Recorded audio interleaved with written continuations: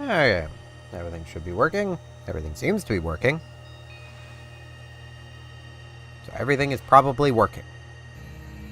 It's a good way to look at things. Everything seems to be working. It's working. Don't worry about it. Hello everyone. Welcome back. Pokemon Legends Arceus. Today, the sky's all funky. It's pretty neat, if I'm honest. It's pretty cool. I like the funky sky. There's a lot of Magikarps we could go catch. And we do need Magikarps.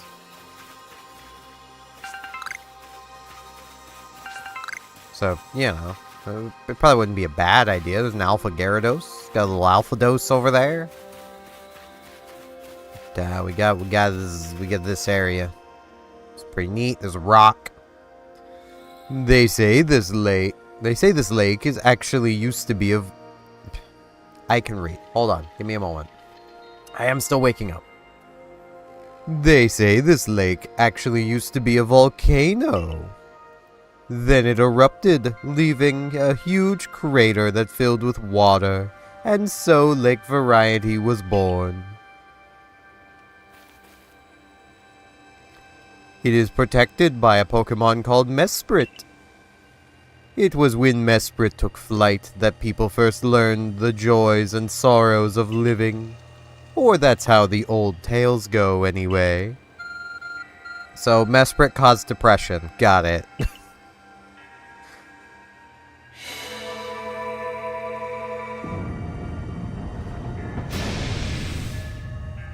Mesprit wanted to know if we had games on our phone. We did. So she opened the way. That cave, it just appeared from nowhere. Is that the Arc phone the professor was going on about? What surprises wait within, I wonder. Mistress Kogita seemed quite intent that you would have to prove yourself to all three of the Pokemon that guard these lakes. This challenge was never for the faint of heart. But it was for the change of heart. So yeah, we're gonna have psychic types to deal with.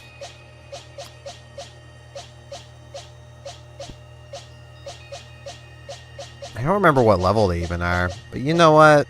We got our girl Goodra. Ah, geez, hiccups. I'm just having all the problems in the first few minutes.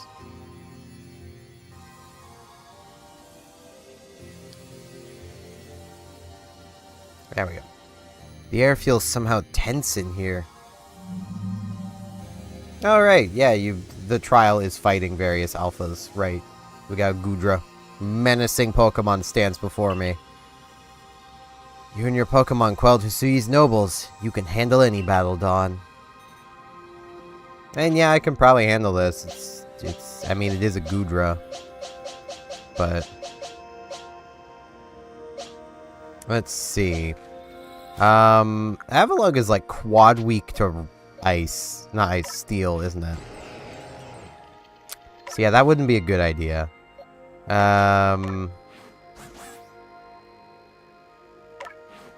Sneasler would work.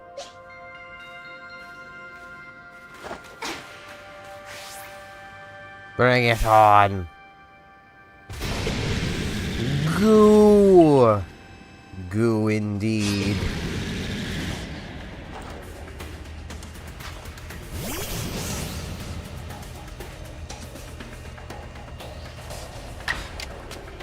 I probably should have,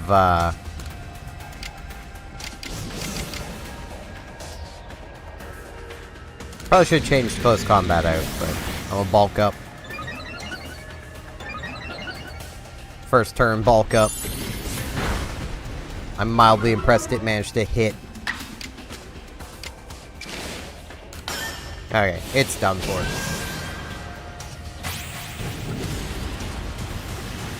May not have even... nah. Crit, okay. As I say, may not have even needed that, given the bulk up's offense increase, but...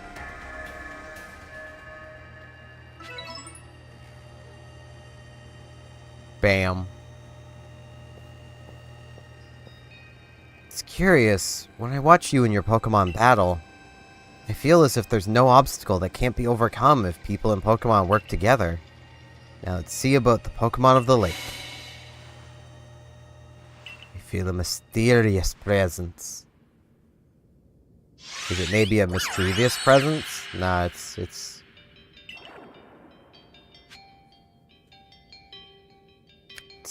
a lake spirit. That's less fun. I mean, the lake spirits are cool and all. Don't get me wrong, but...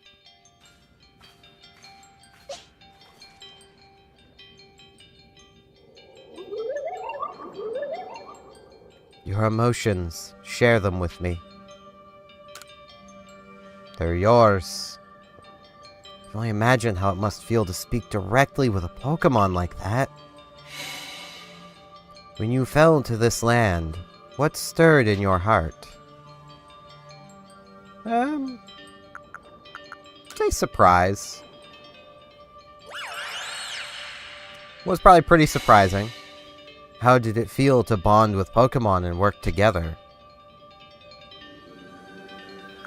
Very heartening. What did you feel when you mingled with Hisui's clans? It's a wide world. What did you feel when cast out of the Galaxy team? Life is complicated.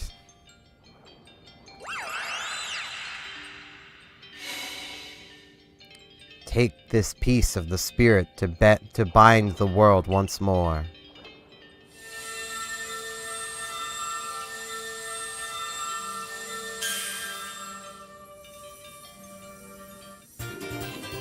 We get Mesprit's Plume.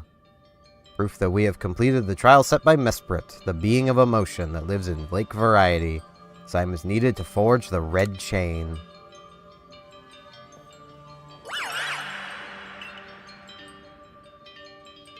And with a Kyun, she gone. I know that Pokemon spoke with you, yet the words did not reach my ears. It's mysterious, but I suppose when dealing with someone who fell from the sky, it's only natural to encounter mystery. Next, on to Lake Valor and Lake Acuity. Indeed. Pretty sure, at least for now, there is nothing else in here for us. I think at some point later there is. I don't really know the post-game of this game, so... Away we wiggle. Because who doesn't like a good wiggle?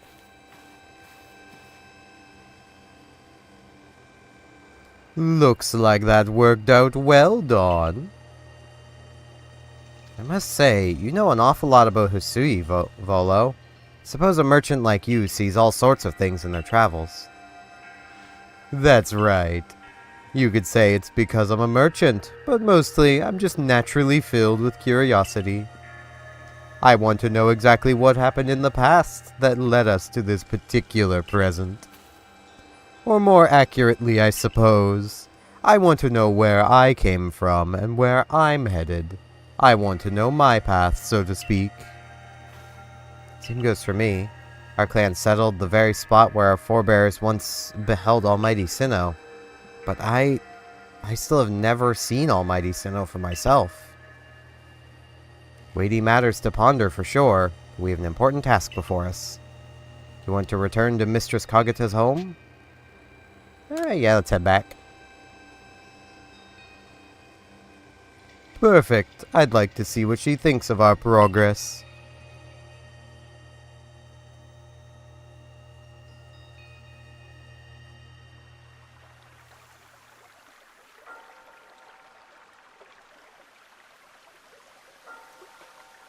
Ah, Mesprit's Plume.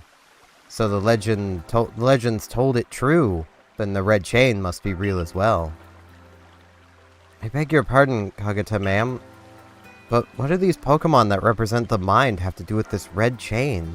And why exactly should it bind the world?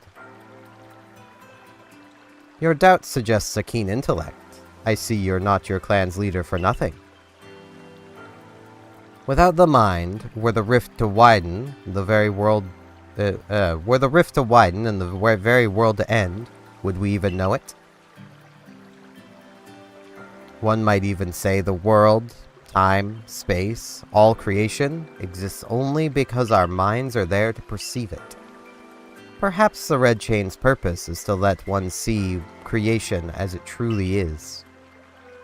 Hey, what? So does the mind create the world?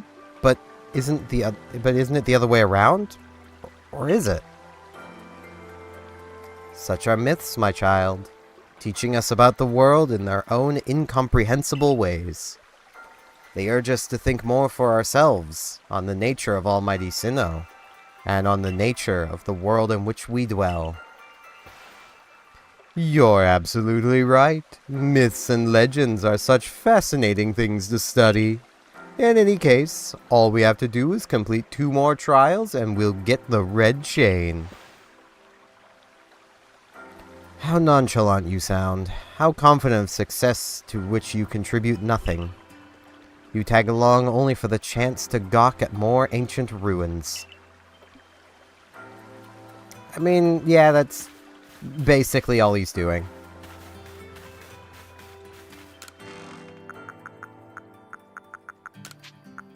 Though I still don't trust him. Let's clear my inventory a bit. Let's see. Let's make 9 great balls, just so I still have 1 iron chunk with me. I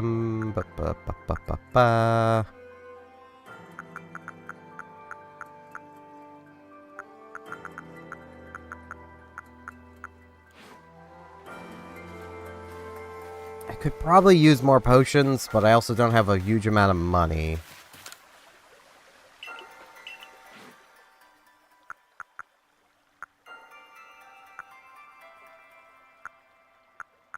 Okay,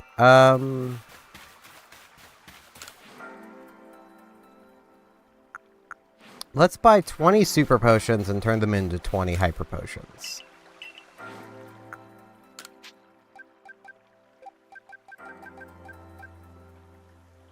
Actually, let's buy 40 that way. 41. That way I'll still have 30 super potions left. Because I do still have a use for super potions, so...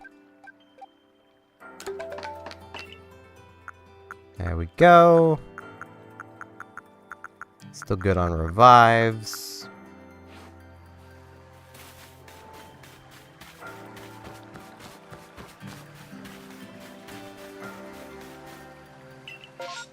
Now...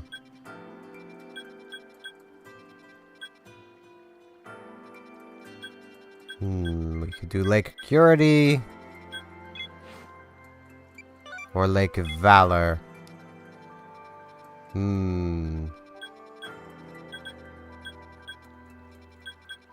think we'll do Purity last. We'll do Valor next.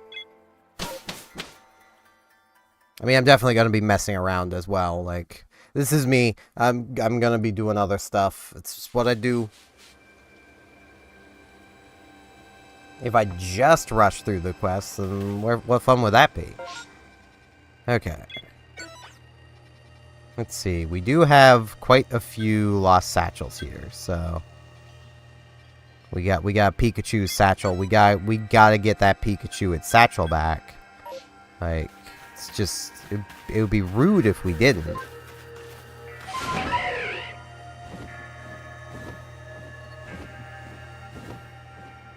Can you stop trying to eat hair?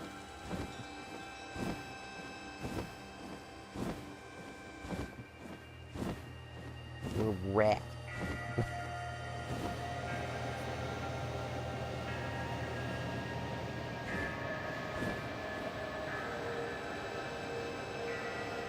Frisk just came by with a big gob of hair in her mouth, so...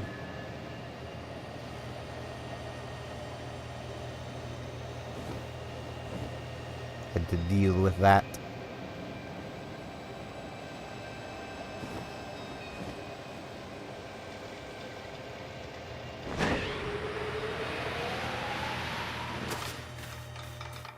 Alpharitsu.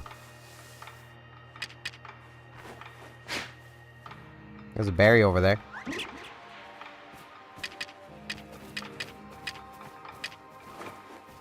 Great ball in the butt.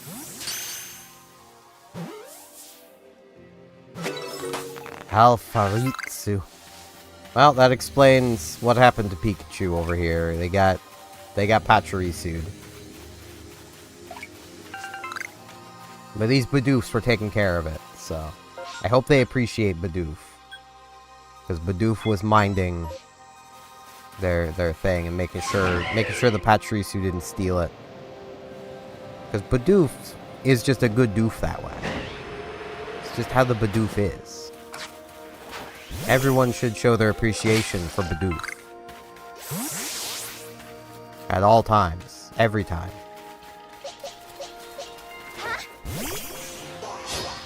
What? What just happened? Why am I in battle? Well, okay. Crunch. I'll take the experience, but I was trying to, like, shake a tree. Got an alpha croak.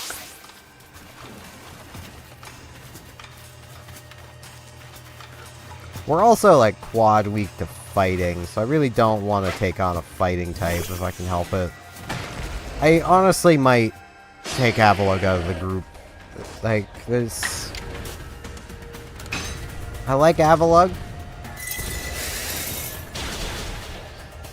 It's a pretty good defensive mon. But, like...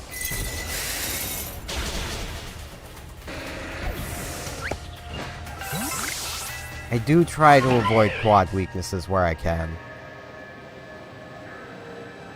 Because, like... It's not exactly a good thing to have a quad weakness.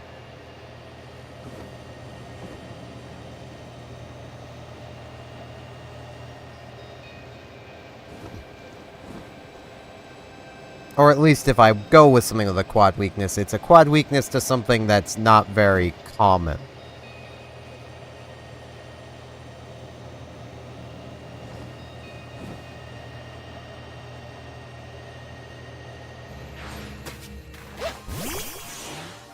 And I do like my coffee table. So it's really hard to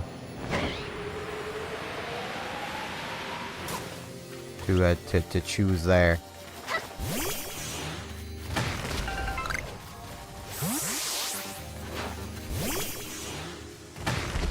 I almost don't know what I'd replace it with, though. That's part of it. Because, like, what would I put here?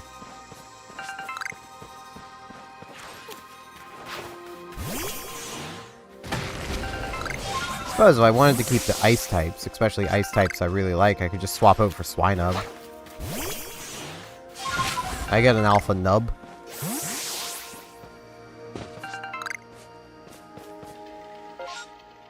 Another Lost Setchill. And we got a couple way up there by the arena.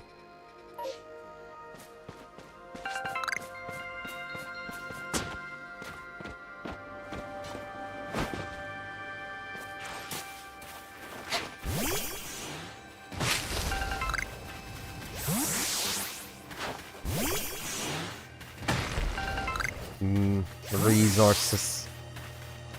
I'm gonna take this time, I'm just kind of goofing around to talk about something that I'm mixed on. And it's to do with basically the state of modern PC gaming. So, Monster Hunter Wilds is releasing in like 8 days. Comes out on the 28th, it's the 20th. So, you know, 8 days, basically. Well,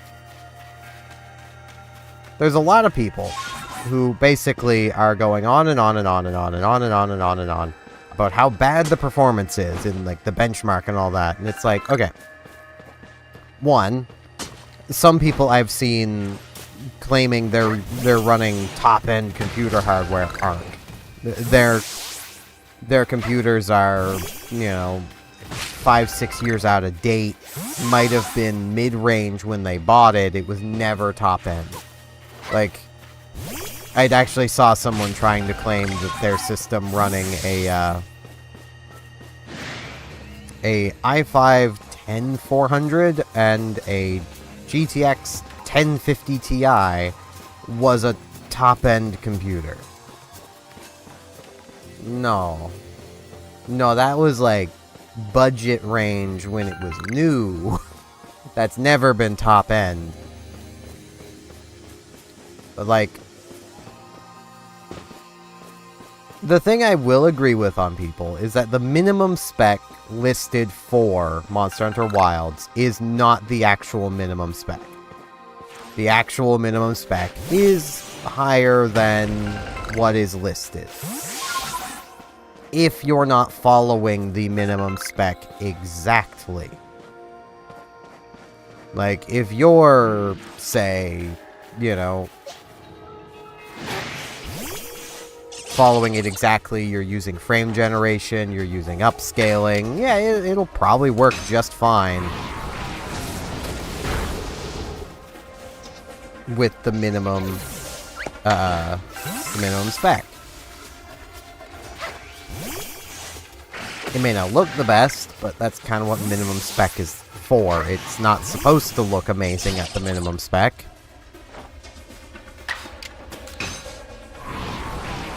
But, like, this is Monster Hunter we're talking about. A game series that, through the majority of its existence, has been a 30 FPS experience. You don't really need much more than that.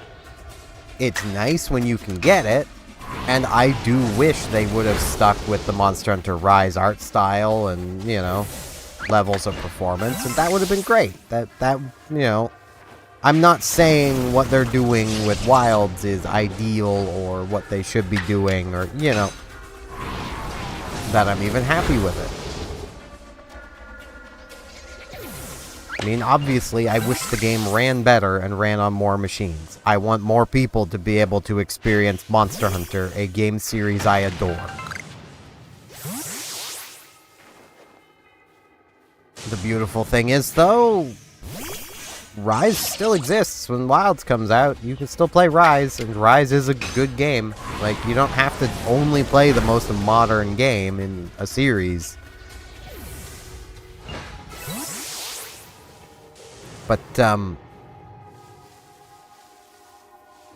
like, it's basically a case of, like, I don't understand people losing their minds because, oh, they can't get, you know, a couple hundred FPS out of Wilds. When, honestly, I'd be willing to bet their setups couldn't get that out of Monster Hunter World either. Or Rise.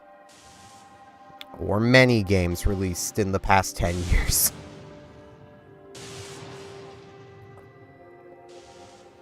Quite simply, this bad optimization of games, especially when it comes to PC, is the bet a lot of PC gamers made by, you know, being okay with bad performance on a lot of things in the past. I mean, there's a reason the joke around Crysis's performance is, you know, still a known thing. It was kind of a joke back then, but people still bought the game regardless of the bad performance.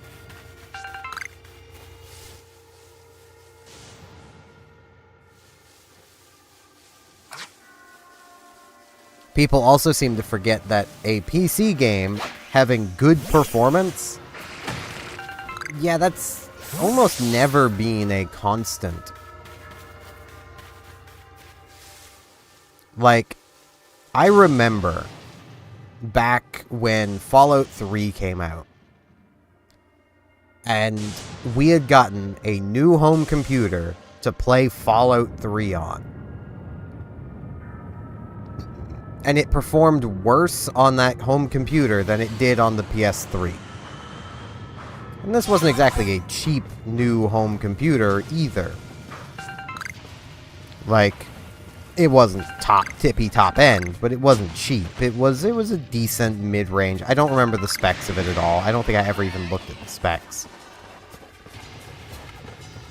I know they were basically the minimum required to play the game easily, but there was a lot of instances in that game where it just didn't work. And a lot of that was just quite simply the PC port of Fallout 3 was kind of garbage. Still is. If you wanted to play Fallout 3 on your computer, well, you're basically going to be downloading multiple mods just to make the game work. Because the PC port is that bad.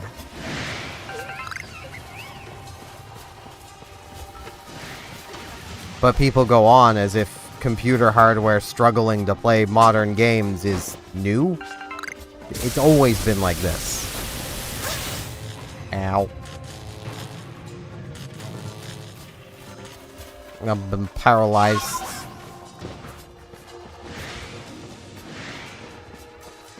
Man, I am not seeing many items here. Probably because they're in the water and I can't really see them.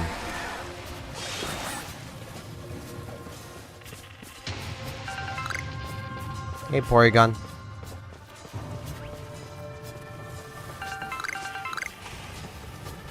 I mean, like, I will admit, I am also one of these people that I am pretty annoyed that my multiple, you know, my at this point, close to $2,000 computer struggles with a lot of games.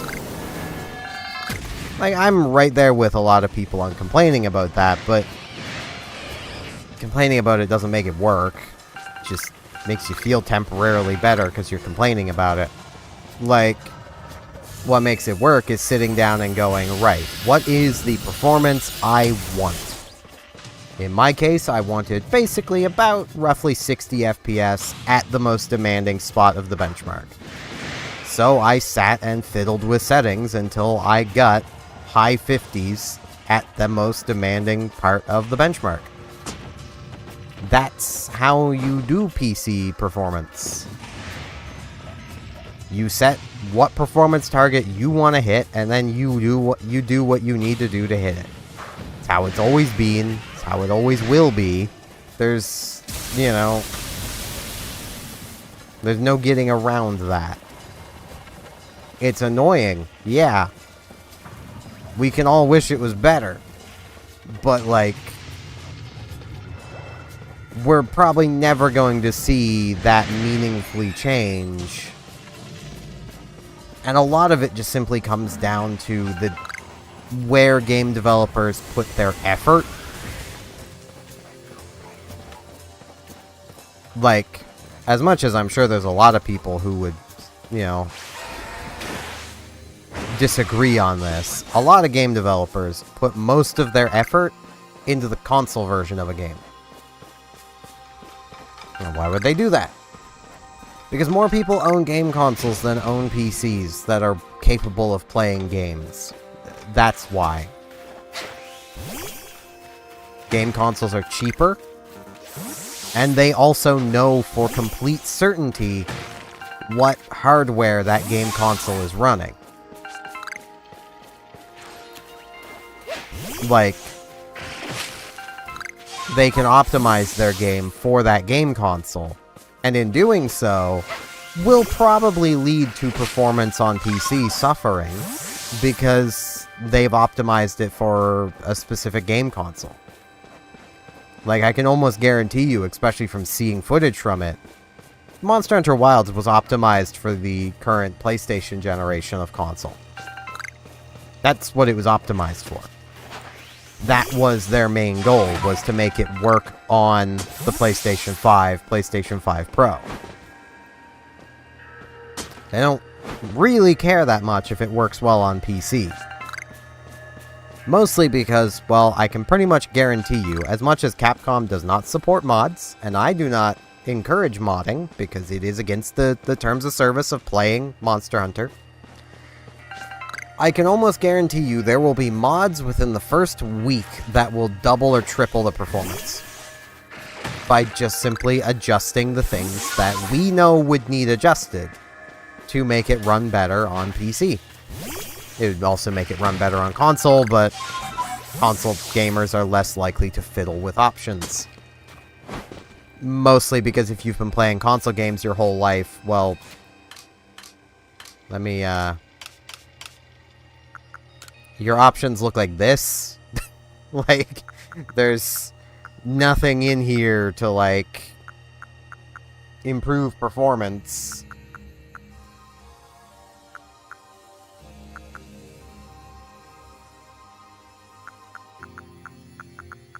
Like, you can make the audio better. I forgot there was motion control.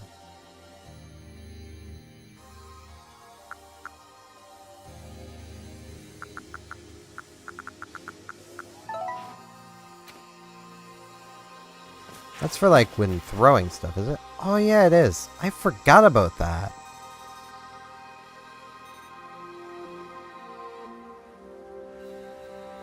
If only I would have remembered that sooner. I like motion controls. And it's only while aiming, so, like, you don't even have to really worry about it. It's just when aiming to throw things.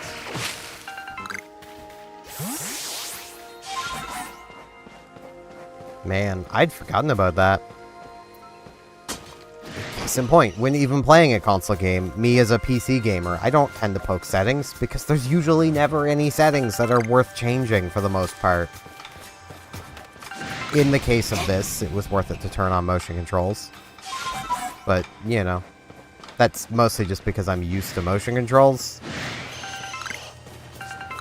Man, they went down to Zubats. That's a real shame.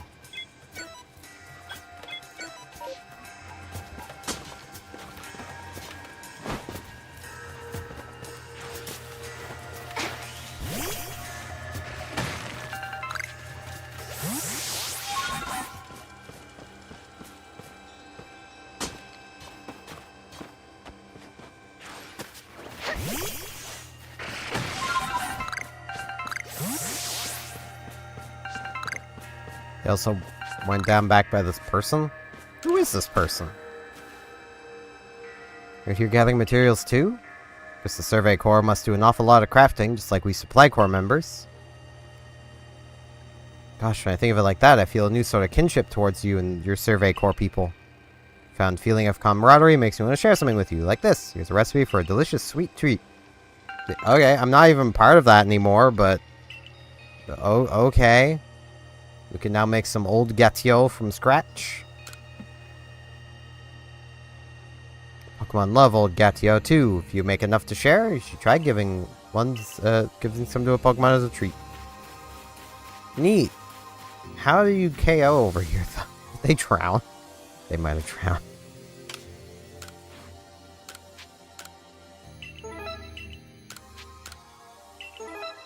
So many lost satchels.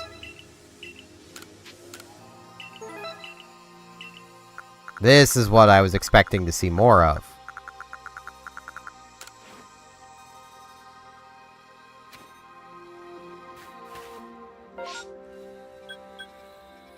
Now, is there any more here? Nah, doesn't look like it. So I guess we gotta actually start making our way to the Lake of Valor. It's taken me as long to do this as it did for me to just get the stream started, defeat an alpha.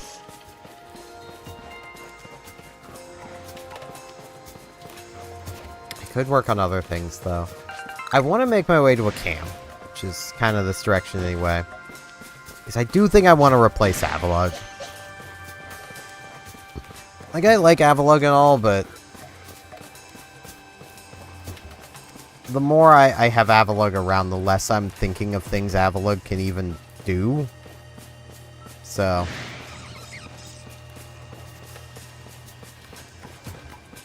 I should stop and do Avalugg's dex first. That would probably be a good idea. So let's get way down here to the bottom. It's down here somewhere. There it is. Okay, so I need to use Mountain Gale, Blizzard, and Strong Style moves.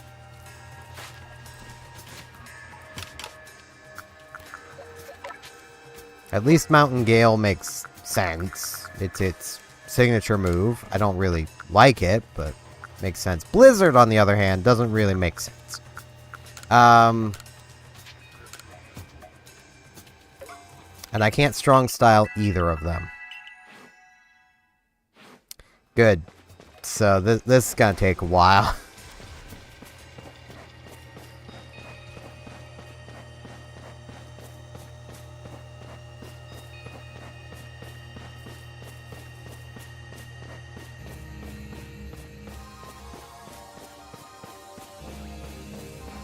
But yeah, like I will fully admit that I am one of these people who I will call something unoptimized kind of trash when it is unoptimized trash. Like I will do that. I honestly don't feel like Monster Hunter Wilds is that unoptimized. That's the thing. Like, yeah, sure, there's definitely things they could have done to make the performance work better, but it would have been things that would have had an impact on the visual look of the game. Like, in the most demanding segment of the benchmark and the game itself, the thing that causes the issues is grass. They could remove the grass, they could heavily reduce the amount of grass, but that grass does play gameplay element. Like, it is part of the gameplay. Like, I missed.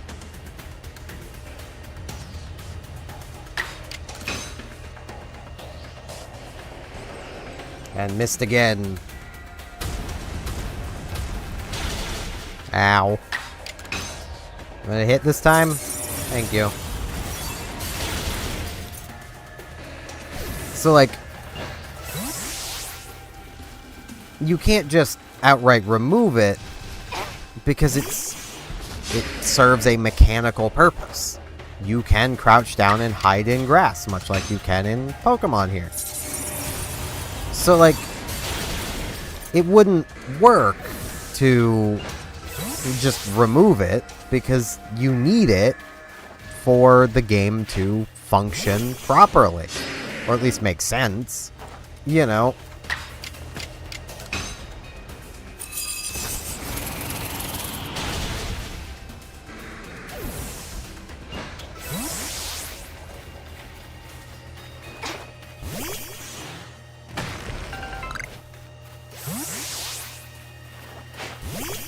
So, like, it's kind of where I'm at with it, of, like, the only way they could have optimized the game better would have been to change how parts of the game work mechanically. So, you know, I honestly don't think it could have been optimized much better than it is now. There's almost certainly still some things they could do. What are you meerkatting about?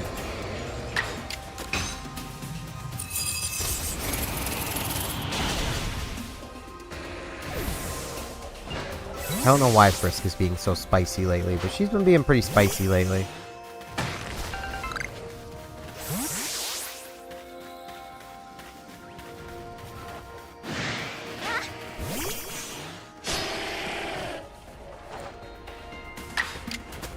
Gotta stop, like, wiggling my feet.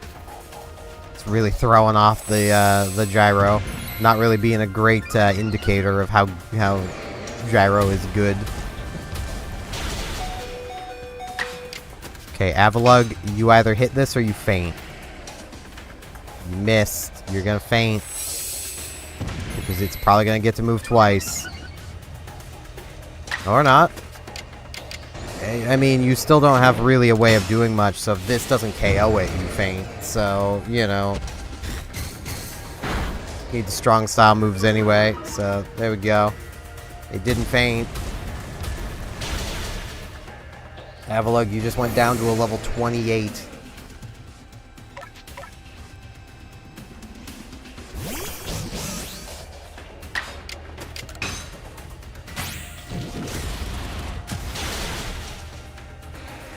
Don't worry, Sneasler's got your back, though. How close am I to a camp? I'm pretty far. I'll just revive. That's what I got him for.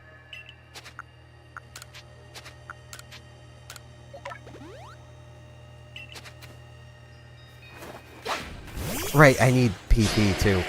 Whoops. Well, I need to use strong style moves. It's gonna get 2 moves anyway.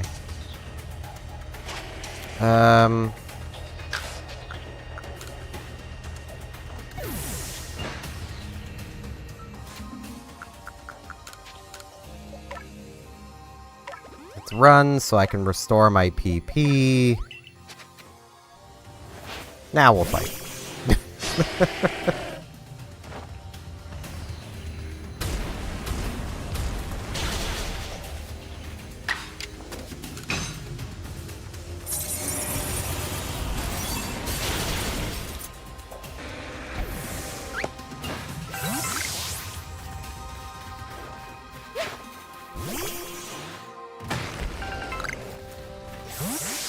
Oh, the camp is right there.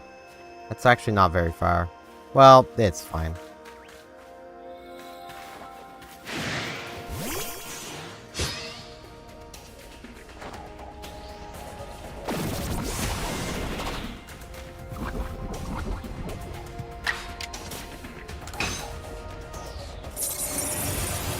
Like, I do also get that people are growing increasingly frustrated with the state of computer hardware. I am too. Like, it's honestly a case of a lot of my frustration at the moment, though, is while I am very much still supportive of AMD, I'm a little annoyed with AMD for just not targeting a higher end card this generation. Like, the highest they're going to go is their 70 series, which is what used to be their 700 series, which basically is, you know, upper mid-range, which should mean that prices should be pretty low for it, but like,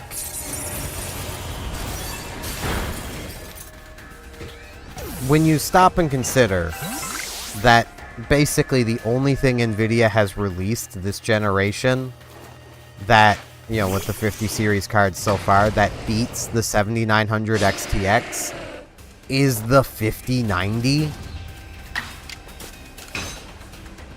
really makes you go, why aren't they competing? Like, yeah, sure, AMD's not gonna beat a 5090. Well, maybe. They might be able to.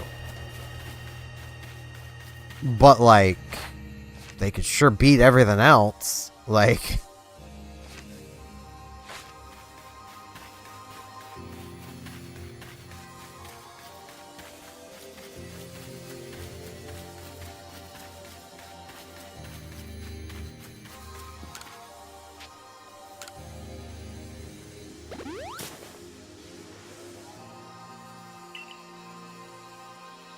I mean, they already are. Which means if they had probably competed at the top end, maybe they would have taken the crown. My hope is that AMD is doing what AMD does best. They probably have their next generation's top-end card already in the works, and are probably doing something with it that will make it be better in most situations. I mean, like, when Intel started to actually get some ground back on AMD on the CPU front, that's when AMD basically took a minor break for a generation, and then came out swinging with the X3D CPUs. Like,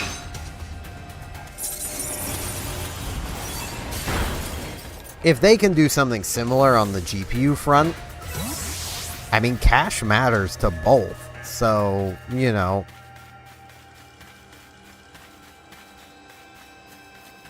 it's just the cache of a graphics card is basically its VRAM. So, you know, more VRAM.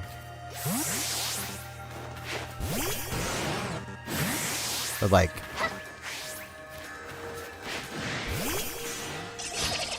if AMD can pull off something equivalent to how the X3D stuff worked, but GPU side, NVIDIA might be kind of screwed, just like how Intel is in the CPU front, at least when it comes to gaming.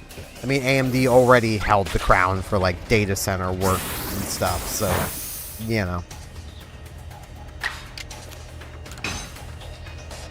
Intel really only still holds most production workloads, and even that, it's a slim holding. It's more just a case of the extra cache on the X3D CPUs doesn't matter for that, so, you know, generally, when doing production work, you just need more cores. More cores equals more better, which AMD does also do, so, you know,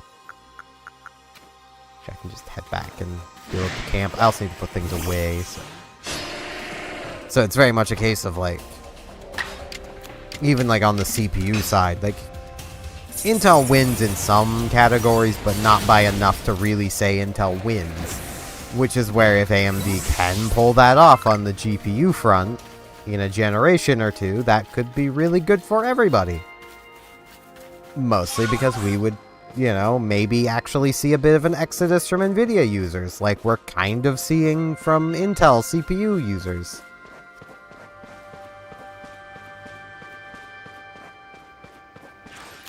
Maybe. I'm hopeful. I actually want to check something, because I haven't checked this for a while. Steam hardware survey.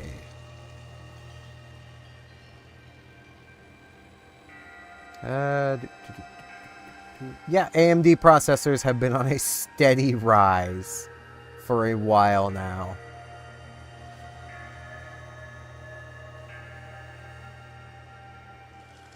Intel had reached a peak of 73.8%, and then all the instability drama started, and Intel is now down to 62.64% of the CPU share. Which, you know, isn't ideal. You'd rather see that 50-50, but hey, it's closing in on it, so that works. The GPU front, 75.54% of people are using frickin' NVIDIA. Which I don't understand. I really just don't.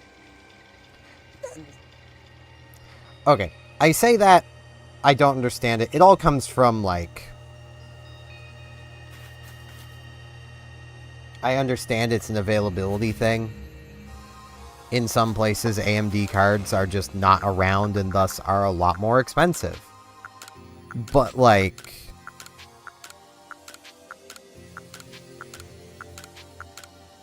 in general, like, when I got this computer, you could either get a 3060 or an RX 6600 XT for the same price. Actually, the 6600 XT was a little cheaper than the 3060.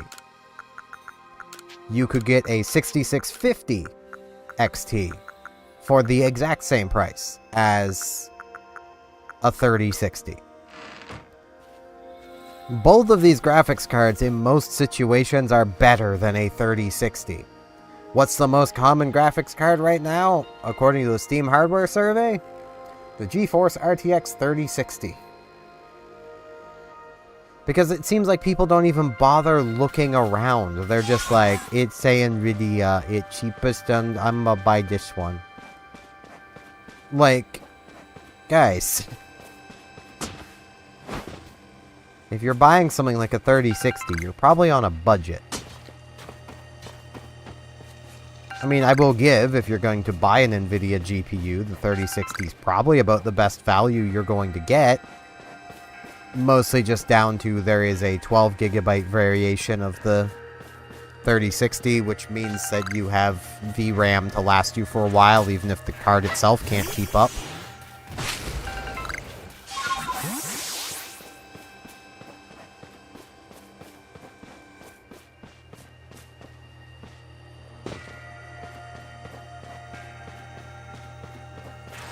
didn't rest, did I? Well, I need to use Blizzard anyway.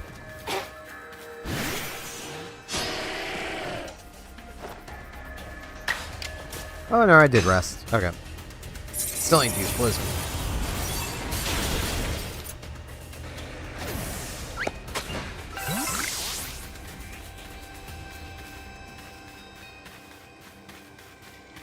It does really annoy me just how much people fanboy for Nvidia. And you might be saying there going, yeah, but you're saying buy AMD. It's like, yeah, I'm saying that because AMD is more or less objectively the better option for most people. I'm not saying it because I like AMD. There's a lot of things AMD does I don't like. I'm decently critical of that company because they do a fair bit of stuff I don't like.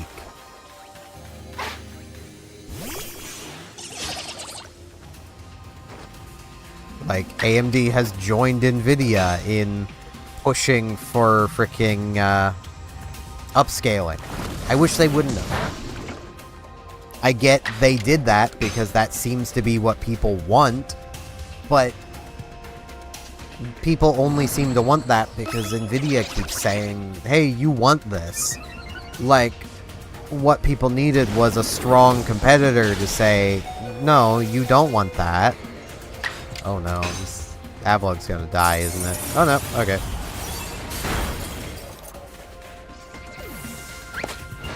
You know, you don't want that. Here is an alternative that lets you experience games the way they were meant to be played.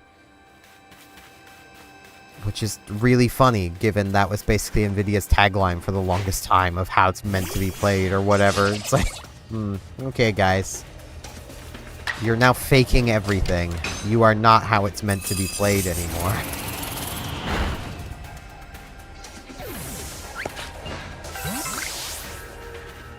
For anyone who may be out of the loop, Nvidia's latest graphics cards come with a new version of DLSS, their upscaling technology, with a new version of frame generation. You know, the fake frame technology they introduced with the 40 series cards. It now generates 3 fake frames for every 1 real frame. Latency must be completely awful. I've not played it. I don't have a 50 series card. I will never own a 50 series card. I don't use frame generation because the latency is awful. The one instance I will use frame generation is for cutscenes.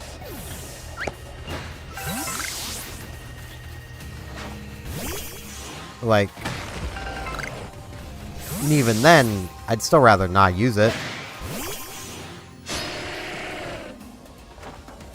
Like, for anyone who might have caught my, my Monster Hunter Wilds beta stream I did, a good half of that stream was just me messing around with the benchmarking tool, because the game, the beta crashed, and I was like, you know what, I just want to play around with the benchmark, because I love playing around with benchmarks. I'm weird, I can't help it. I like optimizing things. I say with a party that looks like this. But, you know. To be fair, this is an optimized party. An optimized party for fun.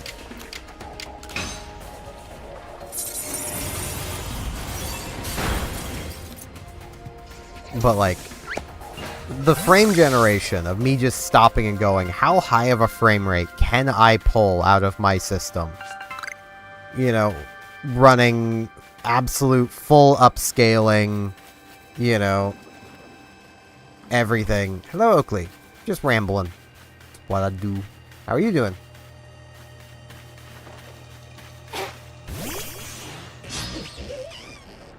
You know, doing the benchmarks.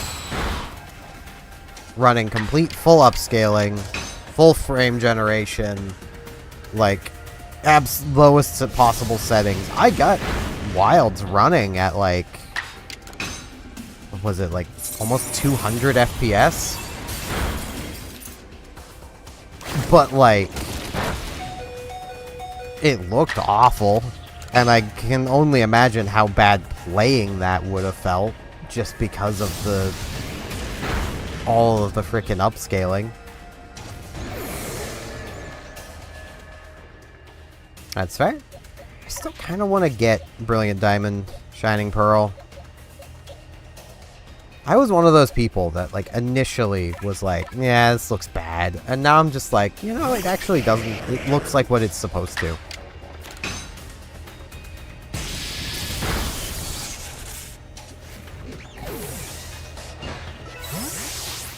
I blame my negative feelings towards Brilliant Diamond Shining Pearl on the Link's Awakening remaster, though. Because that looks bad. Like, it does not look like Link's Awakening.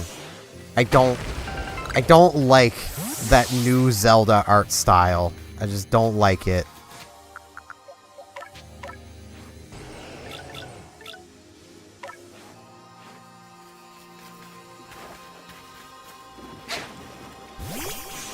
And it's something that's been making it decently hard for me to actually sit down and play this. Like, I don't like this art style, Nintendo. If you want to go back to the sprite look, Nintendo, just do sprites. They work in sprite form. That art style doesn't work in 3D form. Though, again, with Brilliant Diamond Shining Pearl, it has grown on me, but with Zelda, it hasn't.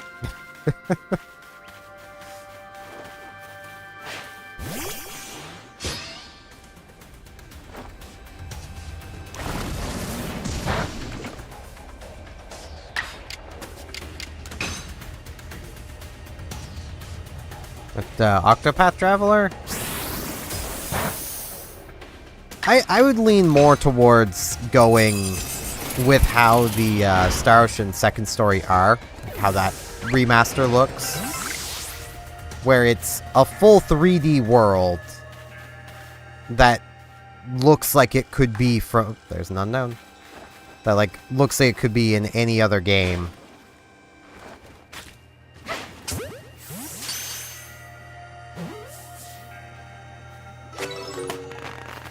I mean, Octopath looks good, visually, but I just prefer how Star Ocean's Remaster went. Which I also have content of on my channel. I want to redo, like, I want to do an actual, like, proper playthrough of Second Story R as well for the channel. It's just a lot of work of what I'm going to need to do it, with how I want to do it.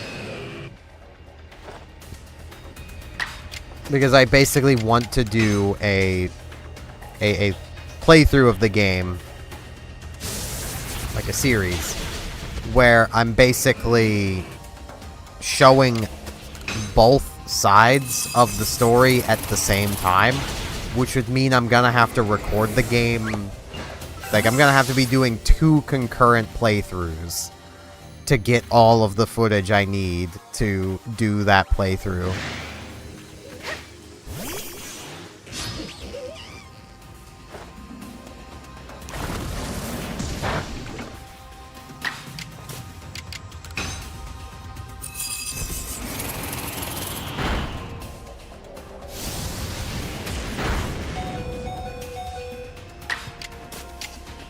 Had Fantasy Life suggested to me. And I've always meant to look into it, and I just never really did.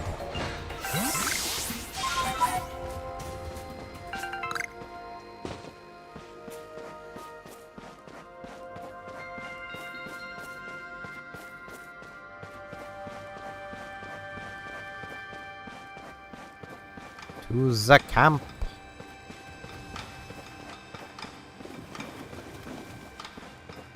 I was gonna make a really bad taste joke right there, but... I mean, I suppose, to be fair, it's not exactly in the worst of taste, given my country is one this person is threatening. But... I will refrain. I do not wish to alienate people. I want this to be a space that you can be free from what's going on in the world, even though I'm kind of stressed about it, for I feel understandable reasons. you know, when you have somebody threatening to annex your country. It's not exactly the most pleasant feeling in the world.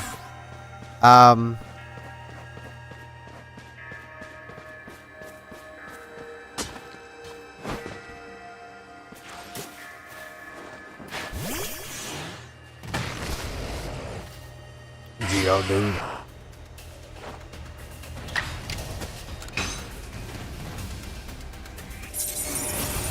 Probably used enough mountain gales.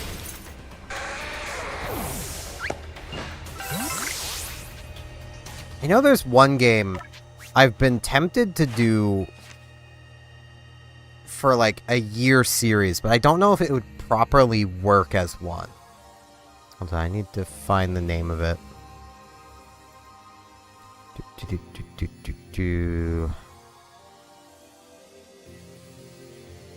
have way too many things in this folder. Might be in here.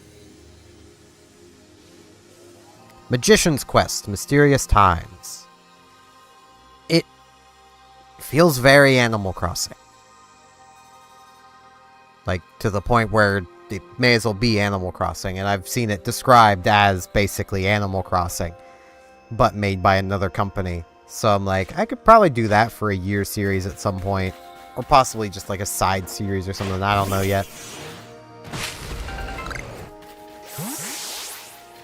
But I'm in the camp of, I'm like, would people actually want to see that? Because I've not seen many people talk about the game.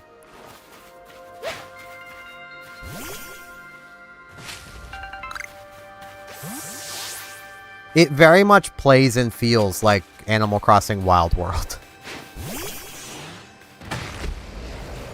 But with, like, I can't say more gameplay, but different gameplay. Where, like, I mean, you're a magician, so you have little spells you can do. But you're still living in a little town. Instead of a house, you have an apartment, but you can still decorate and design that apartment. There's a whole, like, little city, there's villagers, there's, you know. I think the biggest difference I've seen between, Magicians and Animal Crossing is you can date in Magicians. Like, you can date villagers. So in a way, it's kind of Animal Crossing with dating, which I'm honestly, in a way, a bit surprised Nintendo has never done, given they've done that with so many other series. Gestures at Fire Emblem.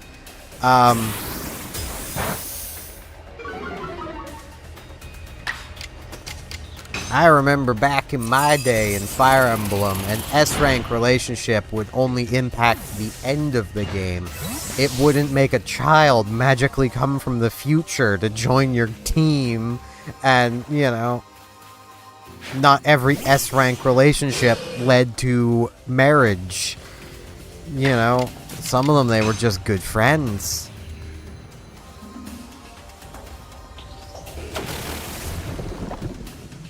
But then Awakening happened, and everything became a selective breeding simulator.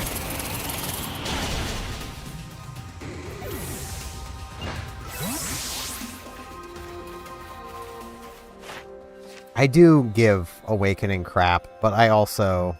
8, 9, 10... Okay, Avalok's done. Okay. I do also at some point want to play Fire Emblem Awakening for the channel. Just to be like, these are the problems with this game.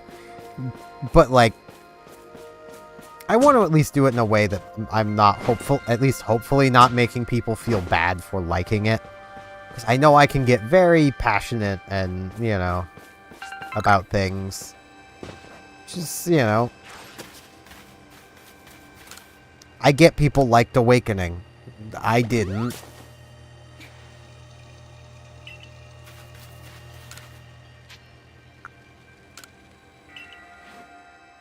Okay.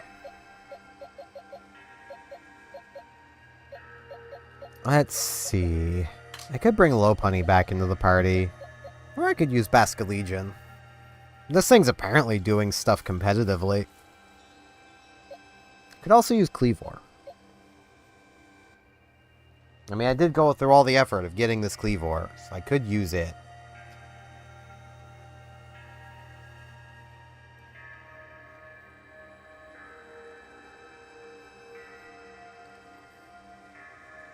Gonna be honest, I don't honestly see how Basculegion is doing a huge amount competitively, but I think it's VGC that the person I saw was talking about, which would explain some things. Though even then, like, I still...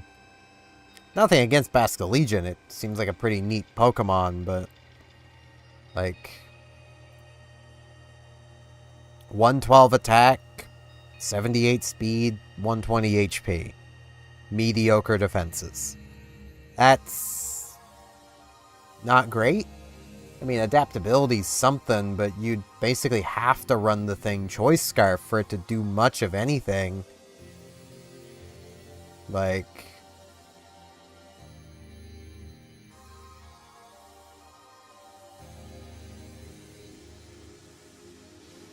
And even then, with adaptability, let's see. You've got Phantom Force, which takes a turn, I'm pretty sure. Yeah. It's basically Dig, but Ghost type. And then... Well, whatever you want to Terra it into, if you Terra it. But then Wave Crash? Like... I don't see...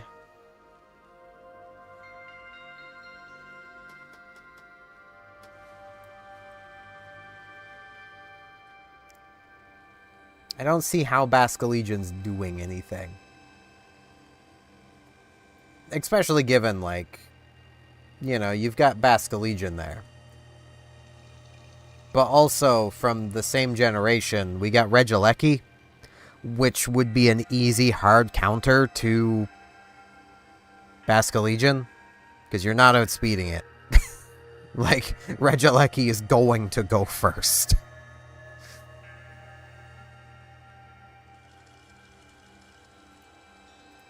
Frickin' 200 base speed and all that.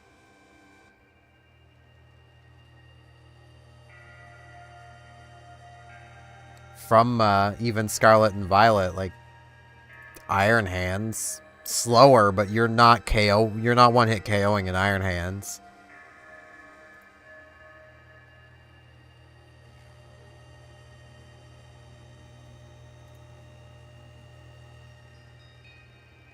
I'd have to do damage calculations, but I'm pretty sure even Kilowattrel could one-hit KO a Basculegion.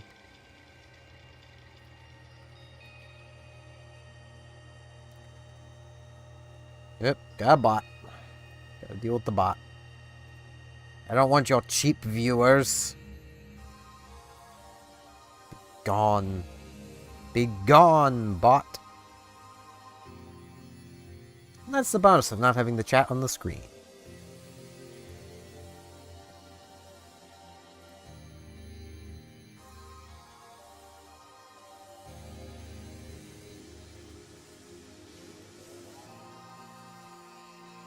Okay, let's...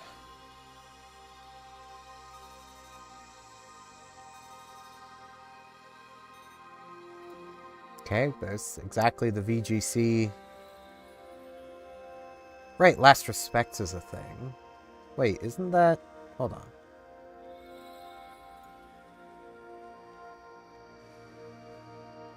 Ah, okay, so it's one of the final Pokemon you'd send out. But you'd still probably be Choice Scarfing it, right?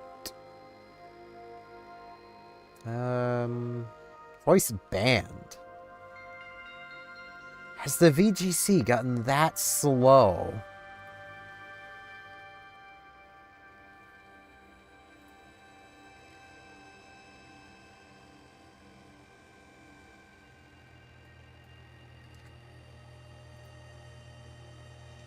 Yeah, even like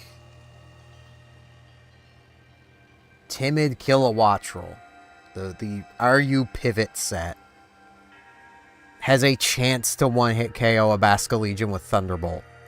Like, how is this thing doing anything?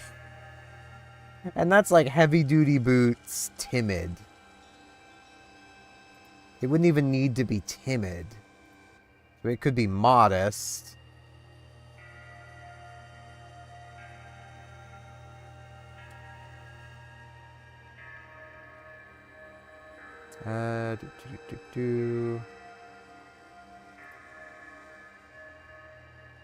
Going full out pivot with a choice specs. It's guaranteed one-hit KO off of Volt Switch. Like, I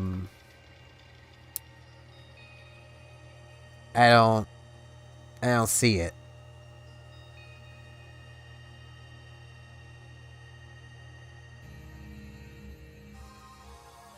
Like, call me crazy, but like, I don't understand. This is why I don't play competitive anymore. It just baffles me. And like, I'm not trying to say Basculegion's a bad Pokemon, but like, really? Basculegion. Well, I'll be. I mean, I could run more Voltorbs. Just more Voltorbs. All the Voltorbs. Every Voltorb to every that's ever Voltorbed.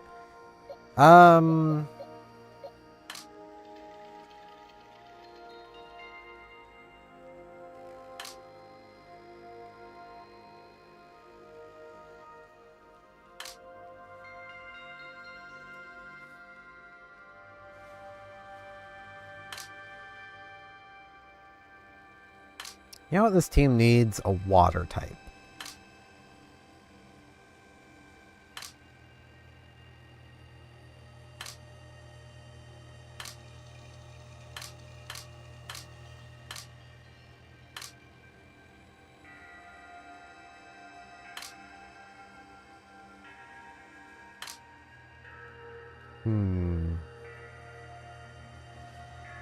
I mean, I could bring Hisuian Samurott back, but where's the fun in that?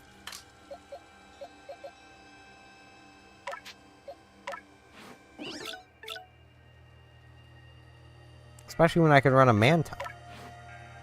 Or a Finian. I do like me Finian.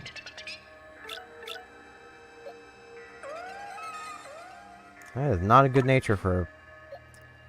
I don't think I could really run a Finian. I don't have a good natured one. Water Ground is hilarious typing. That's not bad.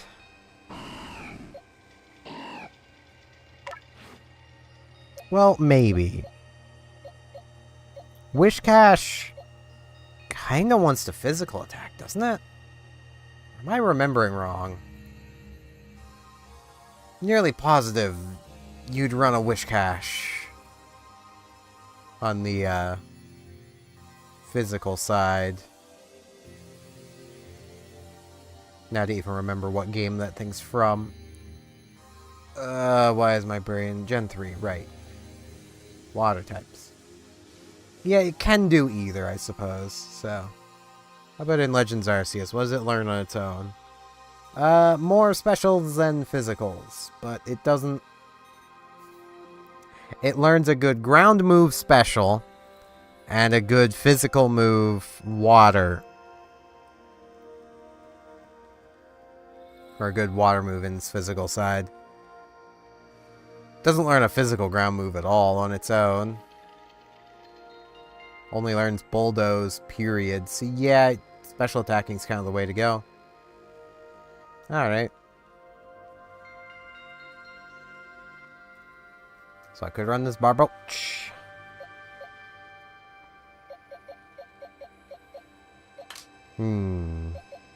Pills run a Snow Run. Get more ghosts. I could build out an entire ghost team. I'm pretty sure. Because I can add Basculegion back.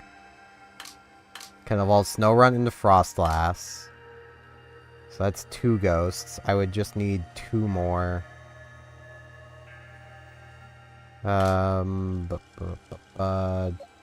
Dusclops. 1 more. Gengar. Or Driftbloom.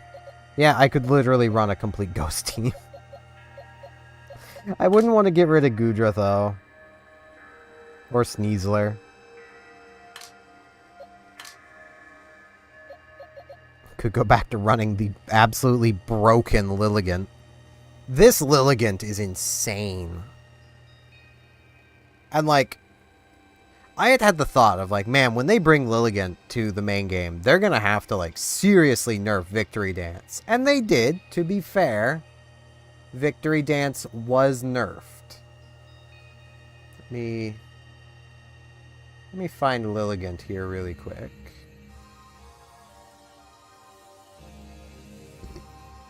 I say really quick and then I struggle to find it. There it is. So,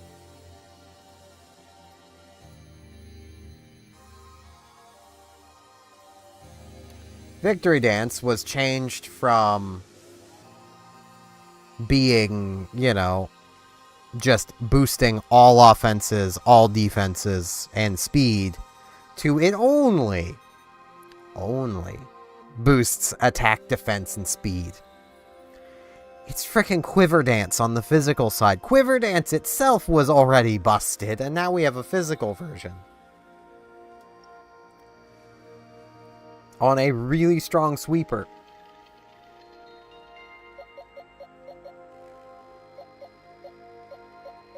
There is also Gastrodon. Gastrodon's pretty cool.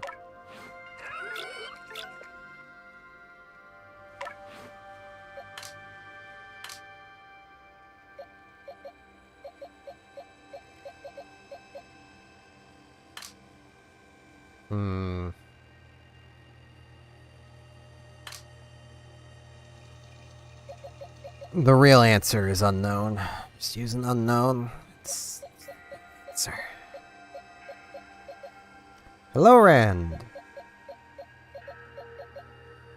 I could use the Alpha Nub. It can high horsepower. I mean, just keep it a Swinub. Just so I can always say the Alpha Nub.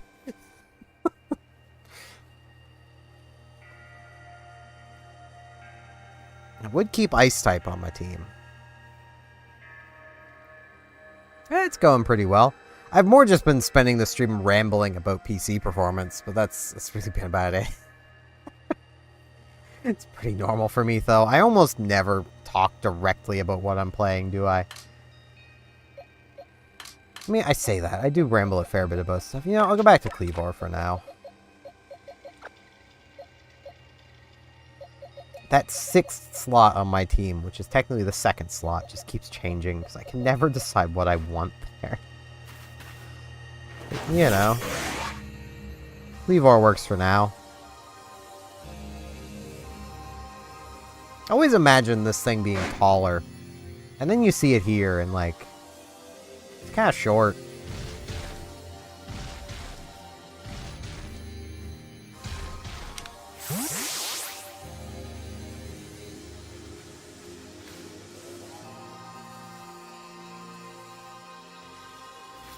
Frisk, stop. I don't know what you want, but stop sticking me. Be good.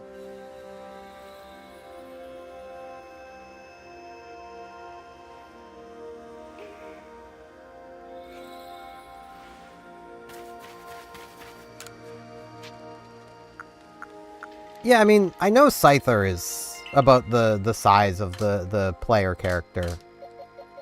Like, I can get Scizor out here. I don't think I have a Scyther. I think I only had one, and then I evolved it, because it actually had a pretty decent nature. Oh no, I do have a Scyther.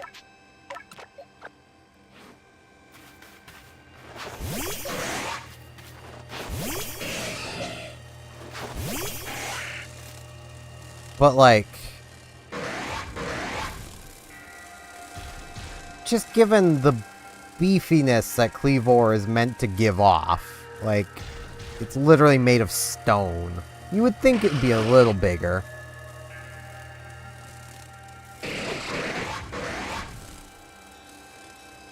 Not by a huge amount, but just like a little bigger. Like probably the same height as Scizor. I mean, again, he's a little hunched over, but, you know.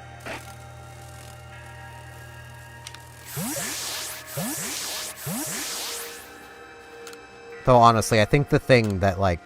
Wrong button? Well, not wrong button, wrong option. I think the Pokemon that I'm most confused by the size of... I need to remember where I put Zorak. Oh no, where did I put Zorak? There she is.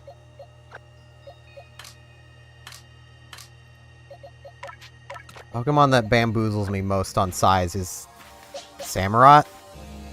Like, I always thought Samurott was a bit taller than that. Just a bit. And I think regular Samurott is. I think it's just Hisuian.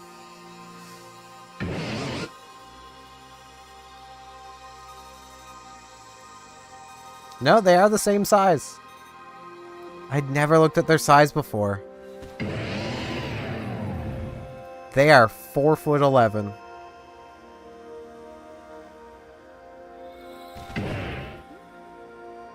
It's sad now.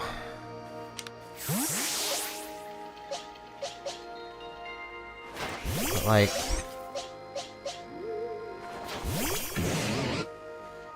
I get Miss Magius isn't on the ground, but when Miss Magius is hovering higher than you are tall, that's not really all that intimidating, Samurott.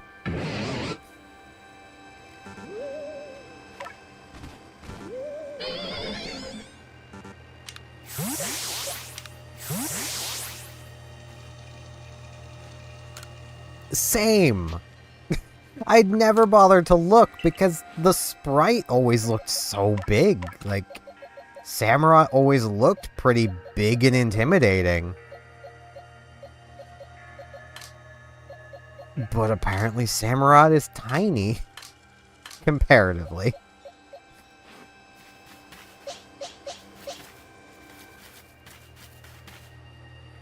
I still need to do the quest, but I've literally just been stopped working on Pokédex stuff. I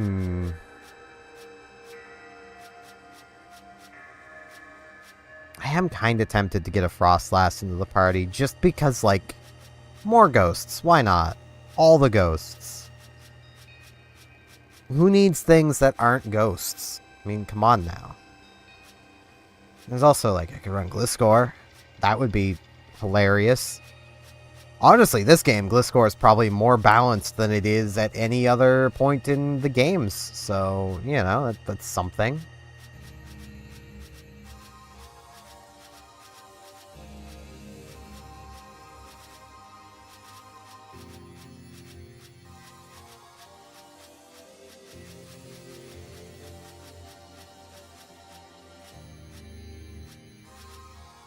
I wonder how you... Do you just use the link cable, or is there something else to that? I wouldn't want to use Nonix anyway, but... Alright, I still need to use a lot more strong style moves out of Goodra.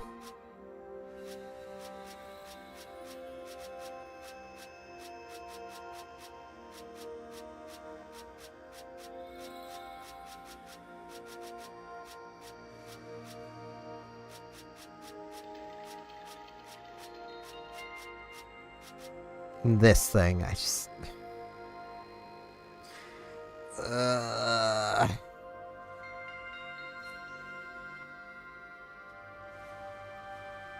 Somebody took Quillfish and stung it with a bee. I mean, that's all that is.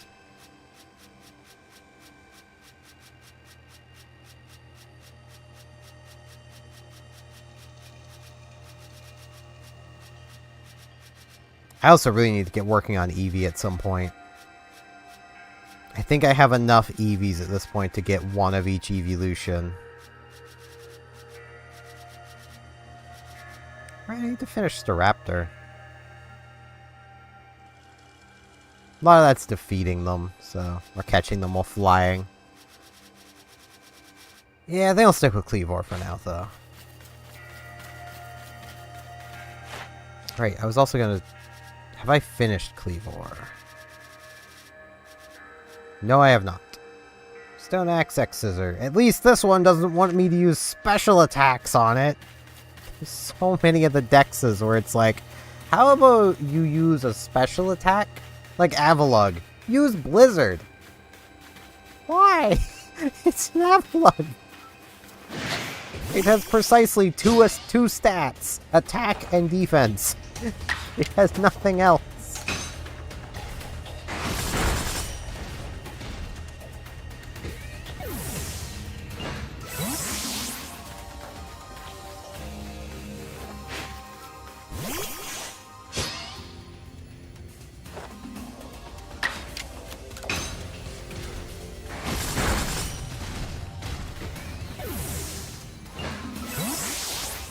Still mildly despise Stone Axe as a move. Because it just got lifted straight to the main game exactly as is. 65 power, 90 accuracy, leaves Stealth Rock behind.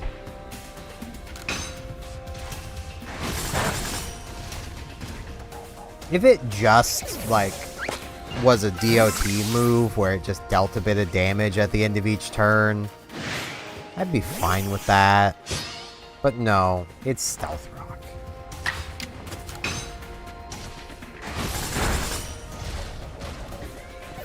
So right there is basically the lifespan of every Cleavor. You send it out, you use Stone Axe, it probably dies, you then send out your next thing. After having dealt a considerable amount of chip.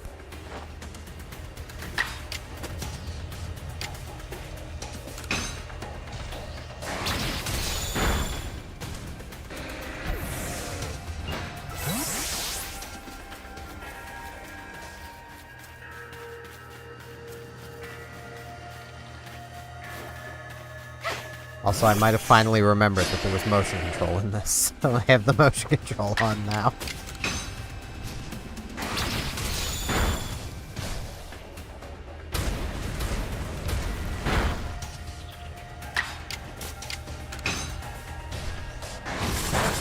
I get one progress on each from this battle.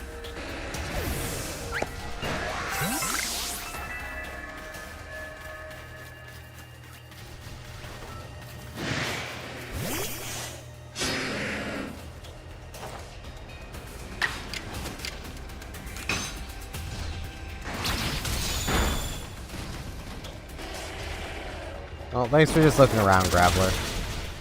Ow. I forgot Cleavor was actually weak to rock.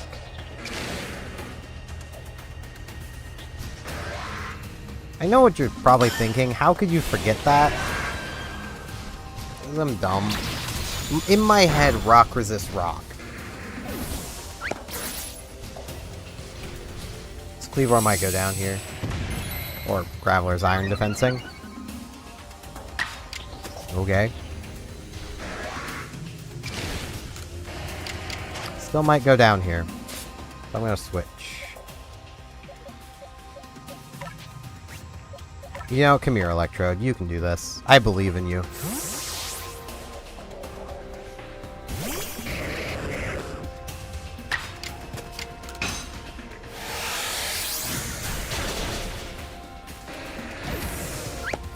Yeah, it's just rock doesn't resist rock. So, like, it makes sense, but...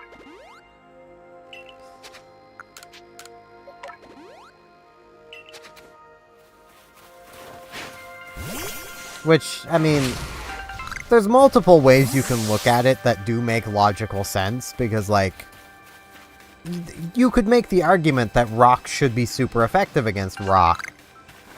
Purely because, like, Well, I mean, what happens when you smash two rocks together? The harder rock destroys the other rock. You know. But rock be neutral, and then Bug is weak to rock, so Kleavor's weak to rock.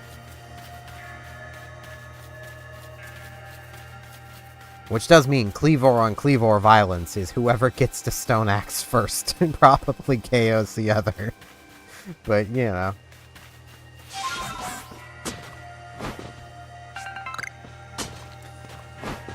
The funny thing is, I'm pretty sure, and now I want to check this. I closed it. Darn it. I need to reopen that damage calculator.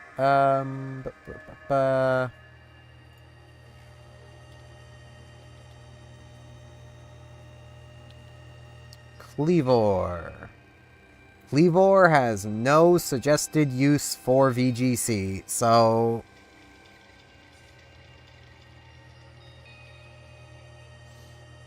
I had a feeling that was the case.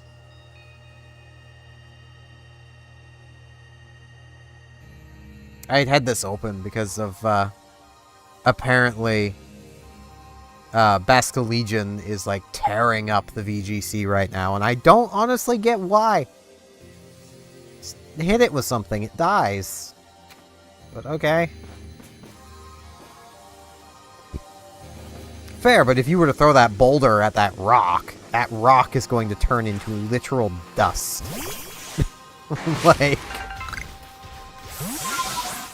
Because rocks crush rocks. It's what they do.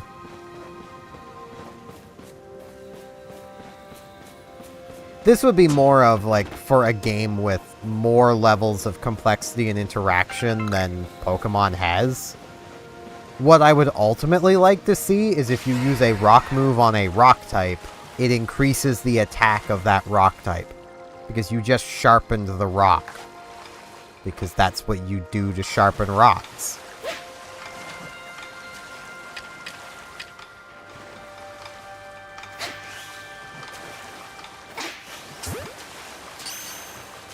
Like, that's how original knives were made, was through basically bopping rocks together. Yeah, I'll just take down the Alpha. The Alpha Cache. It's filled with wild might. But is that might wild enough to withstand? You know, let's go all out. Let's overkill it. The strong style energy ball. It lived. Ha. Wishcash, you're allergic to grass. How do you live that? Electrode, you have failed me. I don't have a flying type.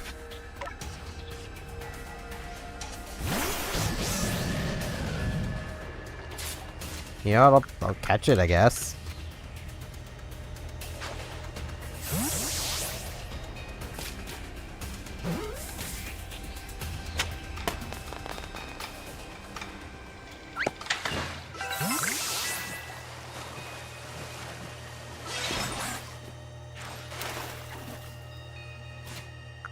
Well, let's get Electrode revived.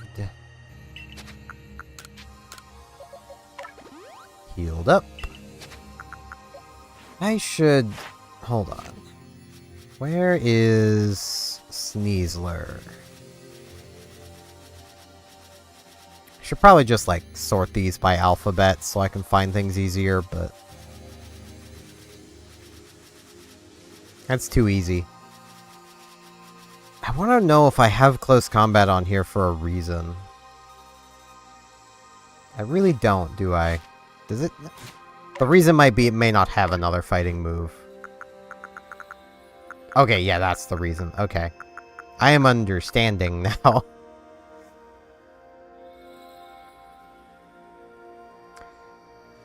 Usually what you would use for sharpening metal would be a whetstone, which is a rock. So rock should also increase the attack of steel types too, because you're sharpening them.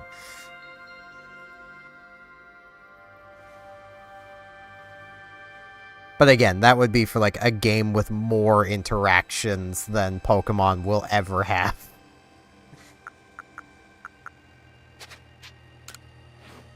I don't know if that hypothetical game would even be fun.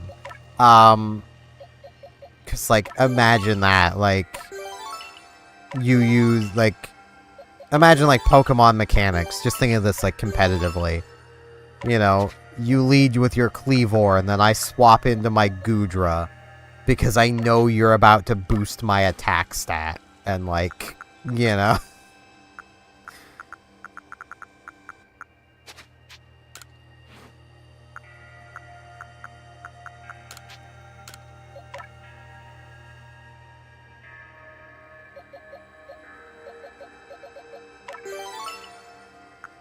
Like, I know there's apparently some fan game that's basically, like, too many types or something like that, where it basically just adds a bunch of extra types. I can't imagine that's terribly fun. Do you know about Lake Valor? It's said to have been formed by a volcanic eruption, much like Lake Variety. Though there are also theories that say it was carved out in the midst of a Pokemon battle. This lake is protected by the Pokemon Azelf. When Azelf took flight, the will to do what needs doing was born in people's hearts. Or that's what the legend would have us believe. Yep, Azelf wanted to know if we had games on our phone. We've shown it. Now it's going to open the way.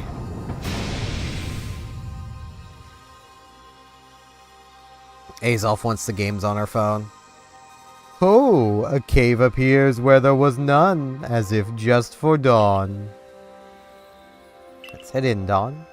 I imagine strong Pokemon could wait inside, protecting the Pokemon of the lake. Take care. Yeah, there'll probably be an alpha in here.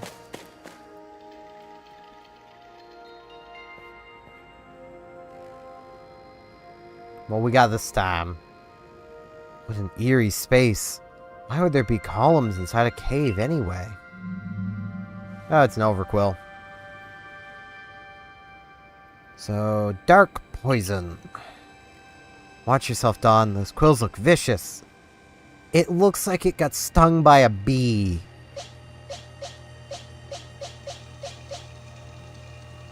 You know, I think Goodra is just kind of the way to go here.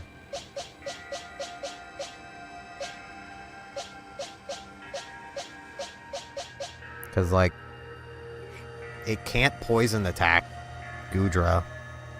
But also, like, my ghosts are going to resist, but the ghosts are weak to the dark side of it, so. Sneasler would also probably work. Yeah. I forget what they're called, but I know the enemies. Yeah, I'll just go Goodra. Alright, Overquill. It says fish me. I don't want to fish him. If I caught this fish, I would throw it back.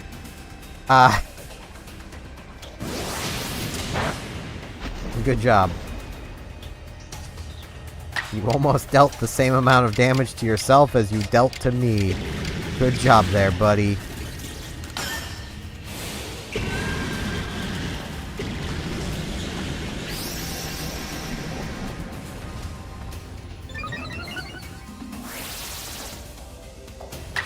At least, like, comparative on HP bars.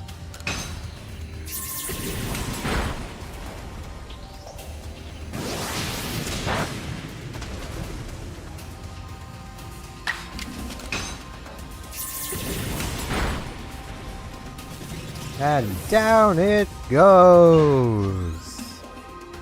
Cue stadium victory theme.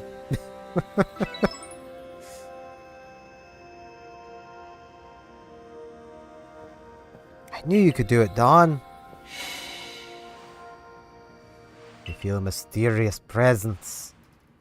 We've already dealt with Bezelf. Now we have Azelf. Let's say Kuhn. Show to me unyielding will. Strike me if you can.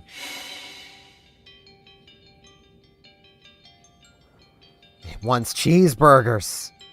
Wait, bombs? You meant to try to hit Azelf with them then?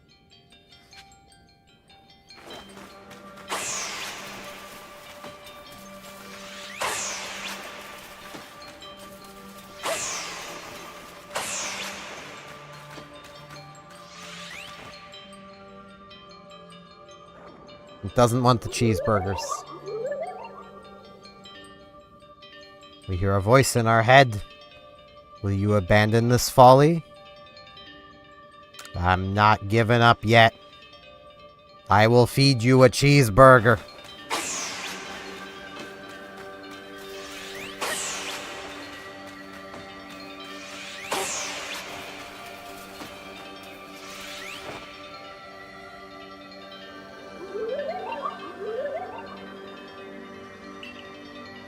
Seems you had best give up. Will you continue regardless? You will have your cheeseburger and you will like it!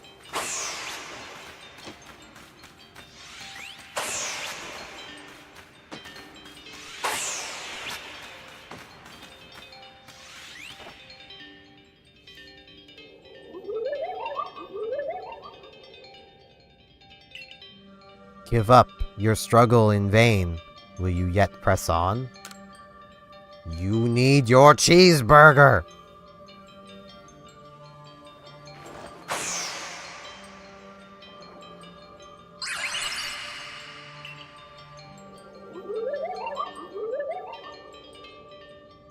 Take this piece of the spirit to bind the world once more.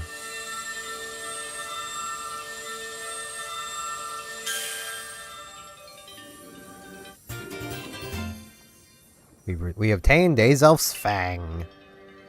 We've completed the trial set by Azelf, the being of willpower that lives in Lake Valor.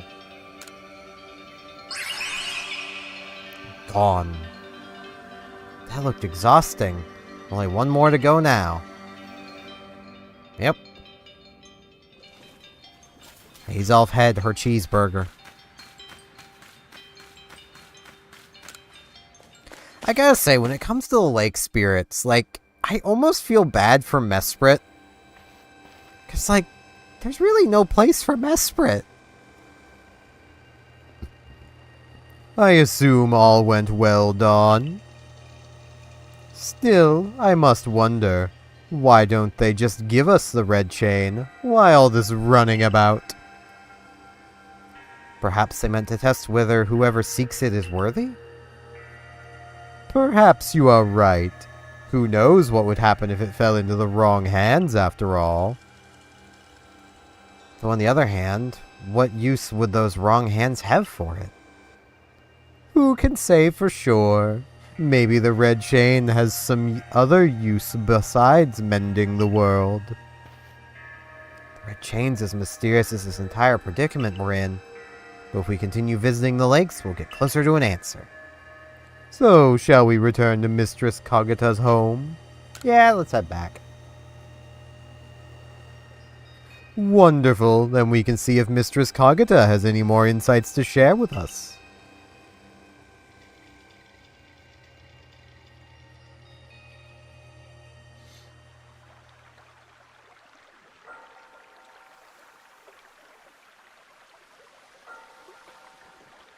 So that's Azelf's Fang. I sense a warmth to it.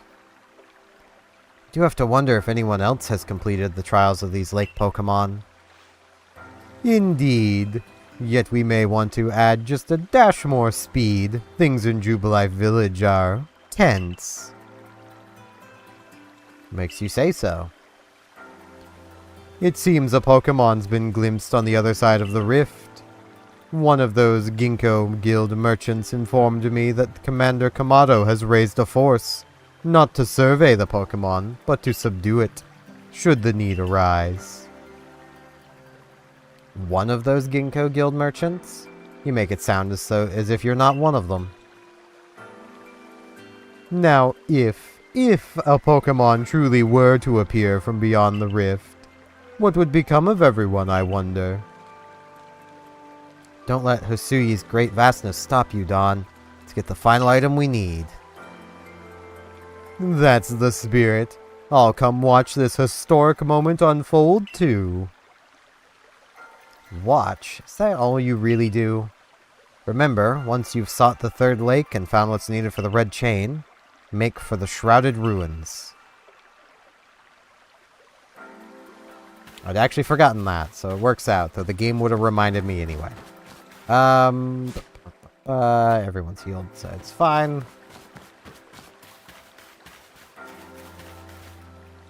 Where are we heading? Back to Iceland. But yeah, like, Azelf is the sweeper. Uxie, which we're about to go meet, is the tanky one of the lot. And then there's just Mesprit, who's just kind of there. Like, they were like, yeah, let's make one a sweeper, one a tank, and the third one exists. You know, I do feel that to a degree.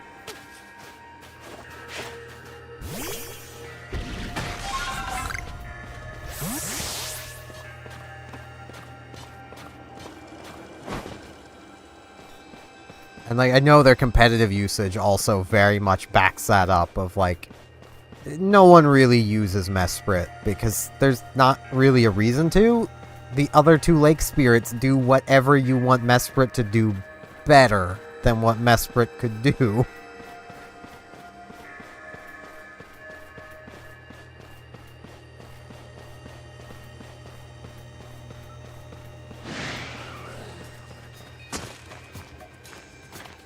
I kind of feel like they probably should have just given them the mythical treatment and just given all three of them the, like, same base stats for everything.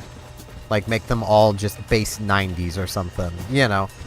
Or just make them all base 100s, you know. Just something so that there's not a clear best among the lot of them to make you question why you're even bothering, you know.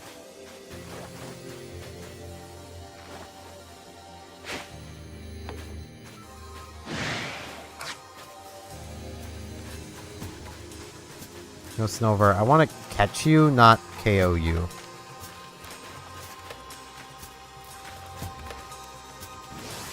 Nice guy, Incognito. Ruglate, please. I'm not after you.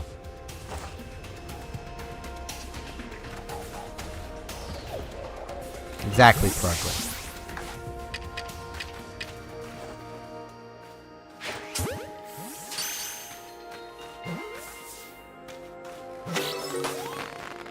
There we go.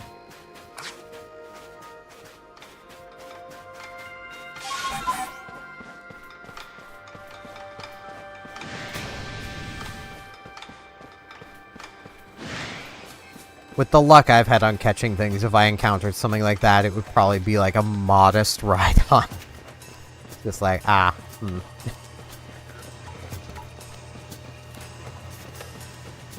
Lucky find with terrible nature.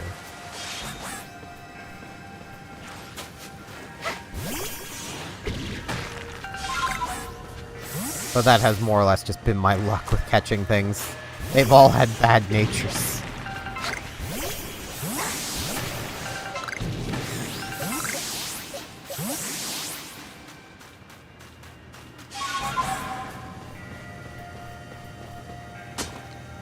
Nice.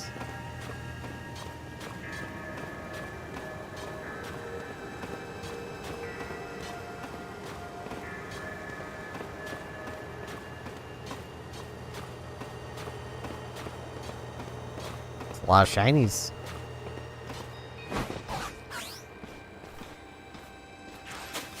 Oh, I didn't know there was a... I say I didn't know. I didn't remember. I probably knew there was a shiny Chimecho. Not shiny. Alpha. My brain works. Alpha Chimecho up here.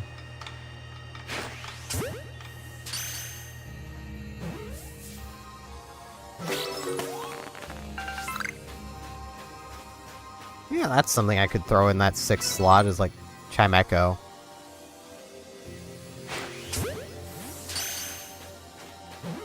This is like, given everything works in this game, this is one of the few games where Chimecho is actually really usable, so...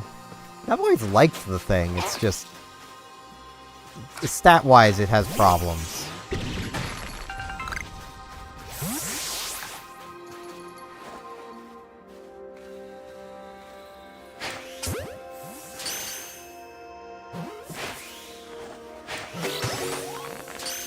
And getting Chingling as a previous evolution didn't really help any, because it didn't need a previous evolution, it needed an evolution.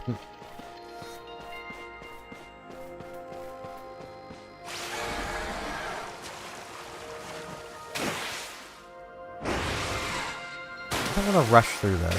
There's gotta be more things I can work on while I'm here.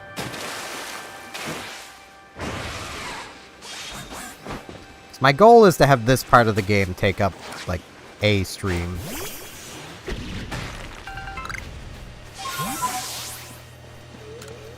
I mean, there's always the wisps. I'm basically going to need a guide for that, though. This map be big, yo. You know, I didn't even check. Oh yeah, there's a lot of things around here.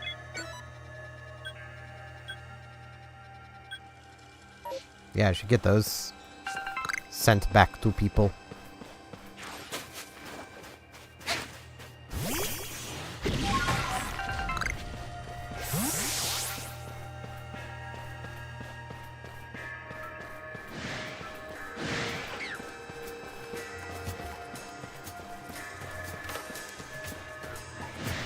But I do suppose, like, if all three lake spirits had the same, like, stats, there would never be a reason to use anything other than just simply, you know, the same one everyone uses. Which I know would sound kind of silly, but, like, especially if they all learned the same moves, even if you were doing something different, you'd want to be running, at least competitively, the same one everyone else runs, so that everyone thinks you're running the same set everybody runs. So you could actually catch people off guard. It's kind of the thing with, like, Mario Kart. Like, Mario Kart 8 Deluxe, you could, in theory, play Peach, Yoshi, Daisy, Peachette. Any of those characters are going to have the exact same stats. Everyone plays Yoshi. And everyone plays Yoshi so that, you know, it's harder to, you know, fully understand what the person's game plan is. You know, are they gonna bag? Are they gonna front run? You know.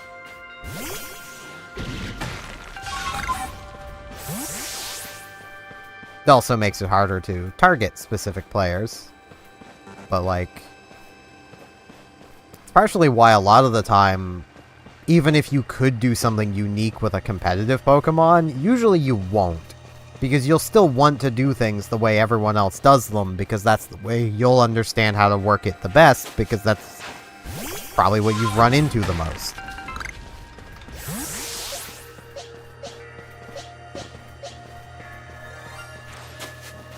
Which is a bit sad, I will admit.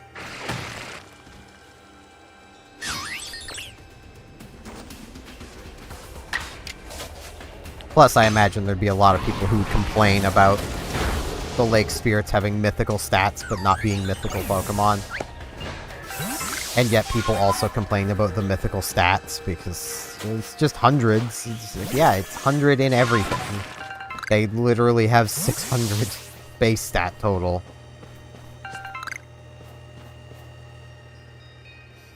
I don't know how that person fainted here, but you know what?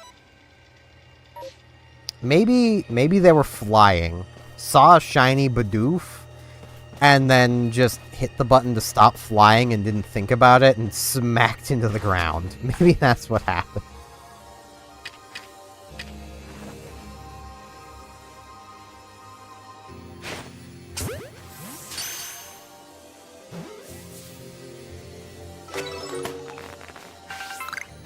Get a few snovers while I'm here.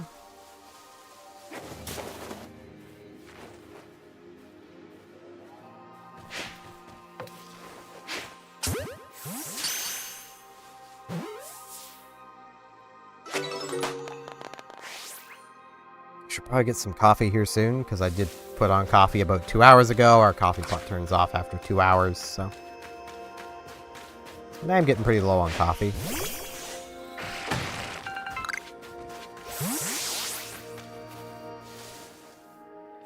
Ah, the Alpha Obama.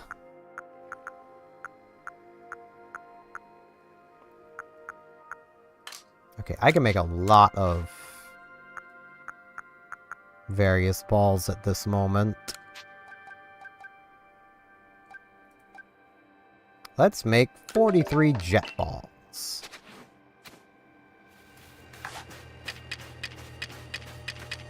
I can't organize my stuff right now because that would then cause me to have to reorganize stuff again, but...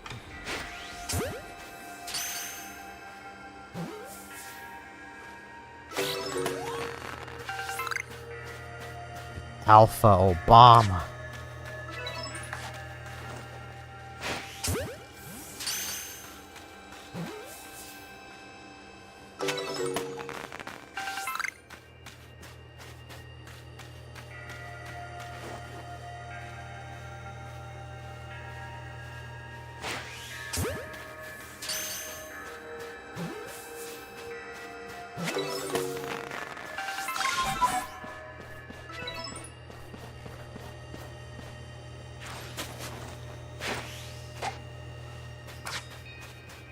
Your final KO, you get... Gotta call the Gengar. Haunter. I do that so often. I can't be the only one that, like... My brain's just like, just call it by the final evolution. And I think it's just because my brain is trying to, like, consolidate information. Like, I've been playing Pokemon for my entire life, basically.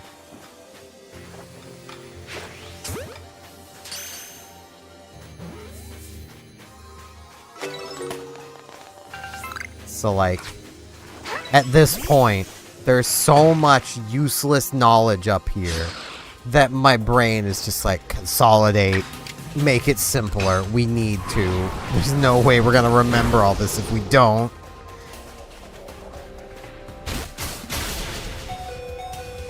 Ow.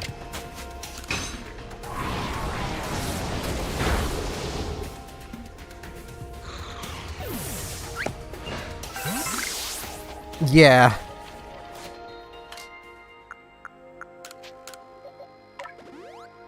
I mean, there's over 1,000 Pokemon at this point. Like, you kind of need to consolidate if you want to remember them all. So, just remembering them by the final evolution.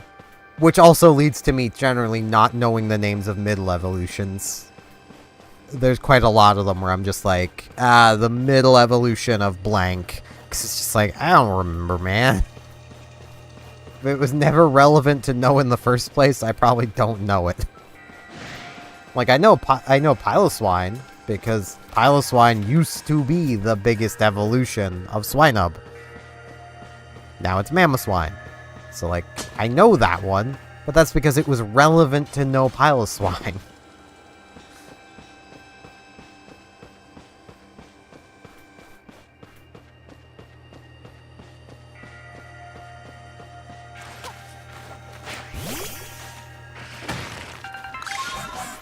So, like, Goodra's middle evolution.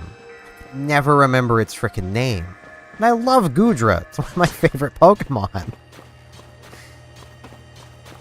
I remember Goomy. I remember Goodra. I can almost never remember the name of the middle one. I'm actually going to... What's its name? It should be in there. Come on, brain.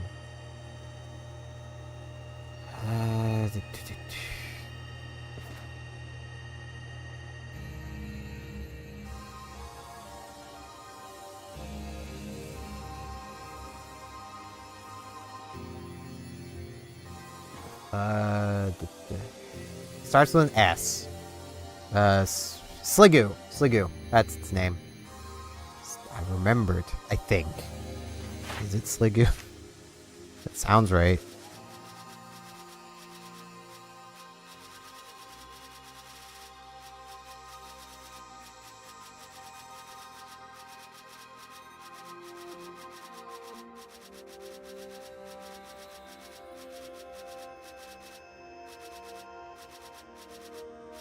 Yes, Sliggoo.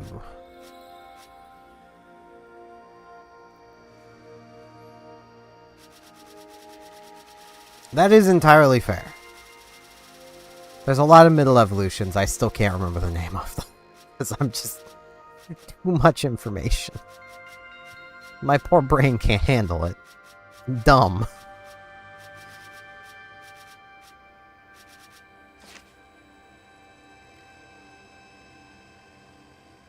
Yeah, that's kind of where my brain went as well, and I was like, wait. Like, after I said Sliggoo, I'm like, wait, no. It's not that. It's... No. No. Sliggoo is right.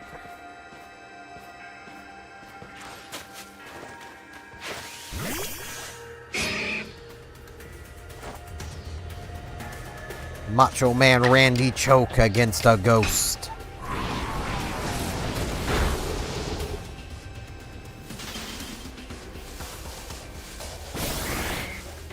Oh no, that's clearly Bulk Bogan. Never mind. He's bulking up. Yeah, let's give him a turn. Can he do anything? If this gives him a turn. Okay, it does give him a turn.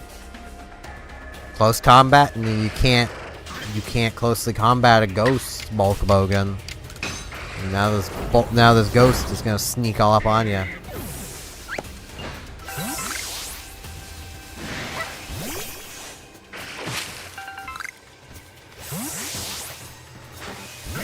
The game... Okay, I'm pretty sure Machoke just simply doesn't know anything that can actually hurt Zoroark. But I do kind of wonder if this game does try to use fighting moves on Zoroark because it is a normal ghost.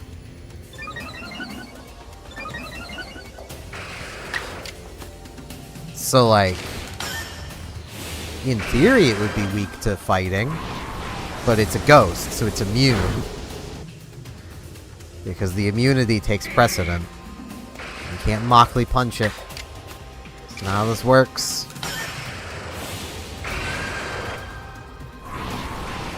You need to be punching like a bullet to punch a ghost. Bulk Bogan.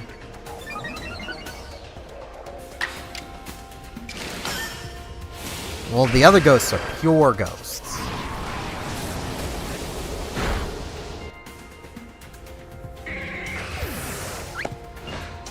Or ghost poisons. So they're poisonous ghosts.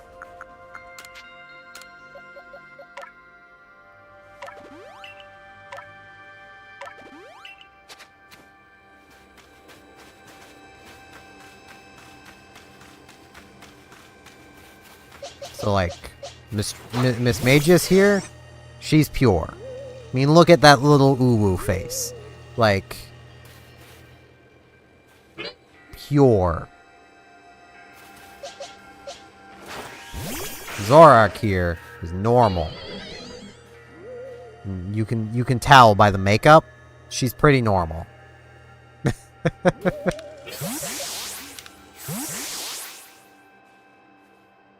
Sableye. Spiritomb. They're both Ghost Dark. It meant until fairies they had no weakness. Now fairies exist and they have weakness.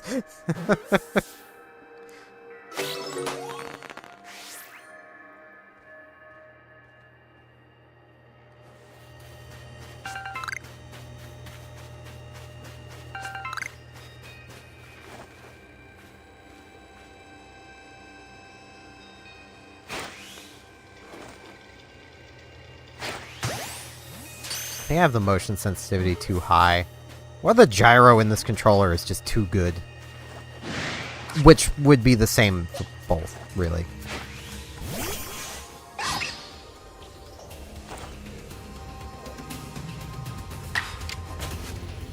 I'm sure there is a lot of people who play Pokemon Unite who wish they could forget Sableye exists.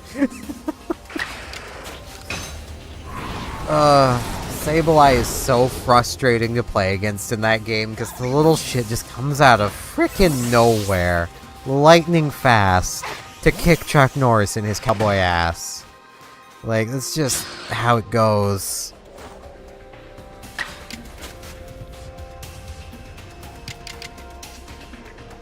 I think if I strong style Slash, it can KO the Snow Run, but I don't know if it will, so...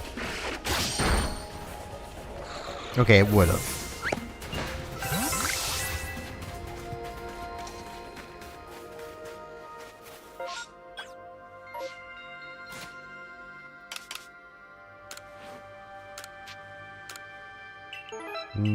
Pokeballs.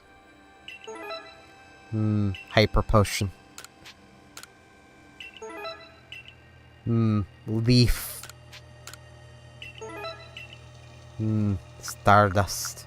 There's so many lost satchels. I kind of want to go around and just return all of these lost satchels, if I'm honest.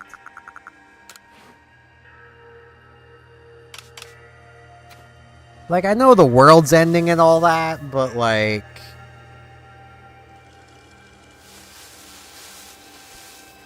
Played correctly, Unite Sableye is an absolute menace. Because it comes out of nowhere. Because it has a passive ability. Like, its ability in Pokemon Unite makes it basically disappear. So it will just appear when it wants to fight you. It is a support, so it doesn't deal a huge amount of damage. But generally, they'll either be knockoff, which basically knocks your little orbs off of you. So you're not really going to score if that Sableye doesn't want you to score points. You're just not doing it. And then it'll either be... I forget the name of the move. Is it Foul Play? Might be Foul Play. They basically leave little, like, Unite orbs just around the place that when you touch them, they explode. It makes people so paranoid of just picking up any random orb they see on the ground. Because it'll hurt them. But if they don't deal with the little orbs that Sableye places, it offers vision. So you'll be seen when near it. So it's like... Or they'll run Confuse Ray, which is just as annoying in Unite as it is in the standard Pokemon games.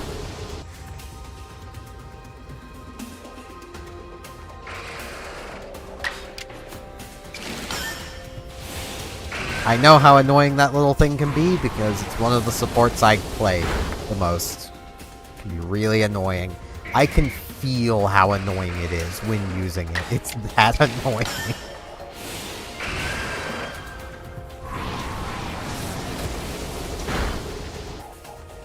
I really need to do another Unite stream at some point. But I think this Saturday I'm going to do Warships, just because it has been a while since I did Warships. And I was streaming Warships quite consistently for a while. And then I moved to streaming... Well, like, I was doing the Warships videos. And then I moved to doing streams on the game without thinking. And for that series I've been playing on the European server, just so I could start again without needing to create a new account.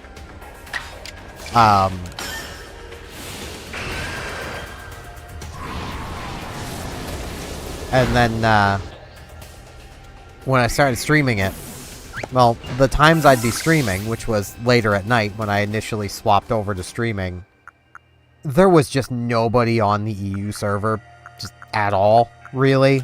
So I really just couldn't. Like...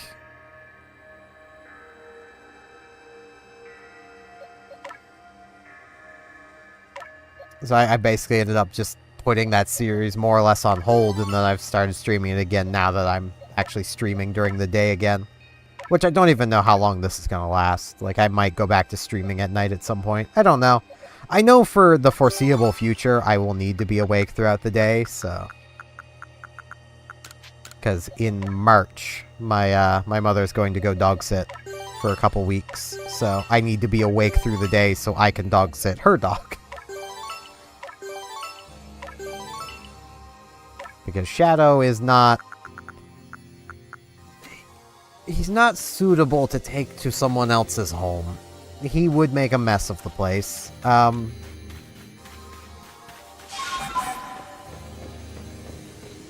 He would also hide food around the place. It's just what he does. He just hides food everywhere. And nobody wants to deal with that. So, I'll just be watching him for a couple weeks. I don't know how I'm gonna work streaming into that, but I'll find some way. I mean, like, my sister's usually off work around 4, so I think for while I'm doing that, I might just stream from, like, 4 till 6. I might go longer, because I imagine a lot of the people who watch my streams, like, there's apparently 5 of you here right now. Welcome. I imagine a lot of the people that watch my streams don't also watch my videos. That usually tends to be how it is. At least in the past I've found that. So, I don't think it'll matter too much if I'm streaming when my Animal Crossing video goes live. So. It's more, it seems like he doesn't, like, he'll want the food, but he'll be in the camp of, it's not ready yet. And then he'll have to hide the food, and then he'll go back to it, like, 2 or 3 days later to finally eat it. Or sometimes just later that same day.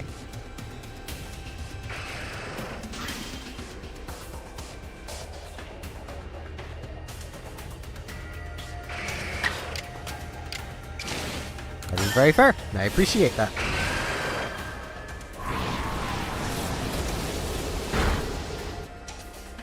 Like, I'm glad I'm past the mentality I had when I had first tried streaming way back in 2016.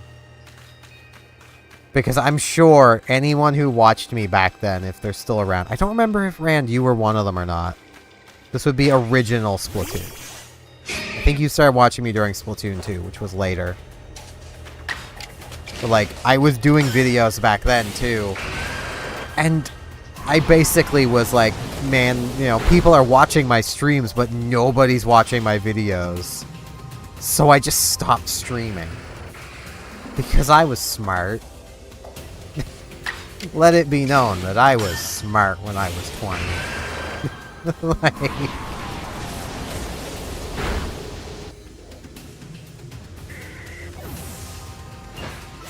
you know, my Splatoon streams were getting like 60 to 80 views a stream, really active community, and I got butthurt that no one was watching my freaking videos, which were so much more awkward and not good. I can't blame people for not watching them. They weren't good. Like... Ah, there's a sand radish. Okay. I need those for a quest. That gives me something to do. I mean, the world's ending, but I gotta collect materials for quests. I thought these were just bushes, gonna be honest. Is the alpha noticing me? I think it is.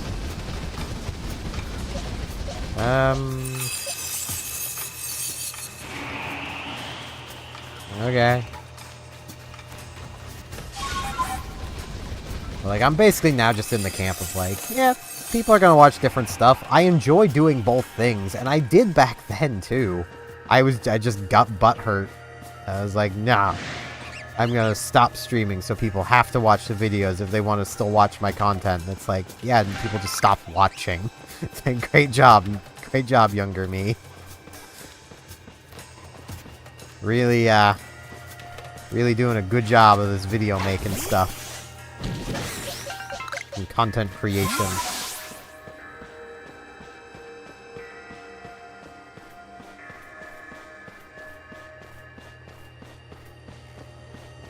And this is why I will often make fun of myself for how I used to be.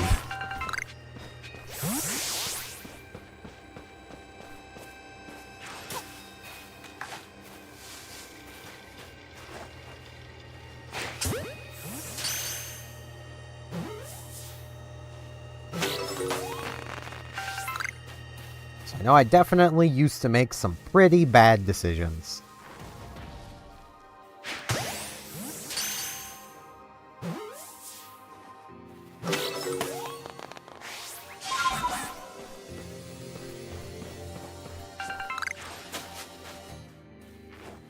Yeah, I mean, it's one of those things of, like...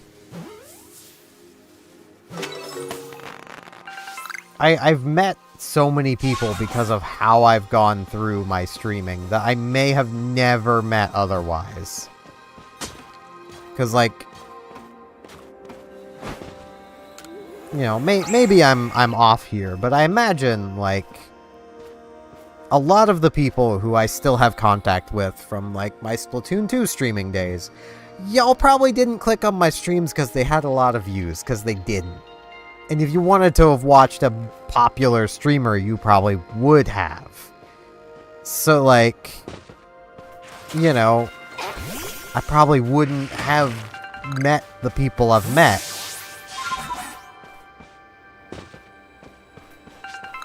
And I'd rather know the people I know now than maybe other people, you know.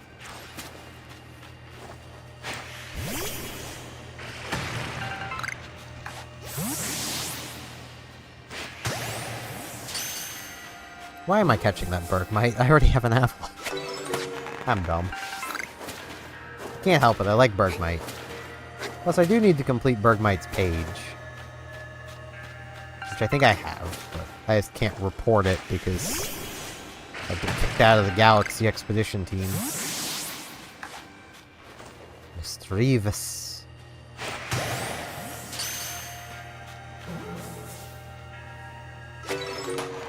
Alpha Lass.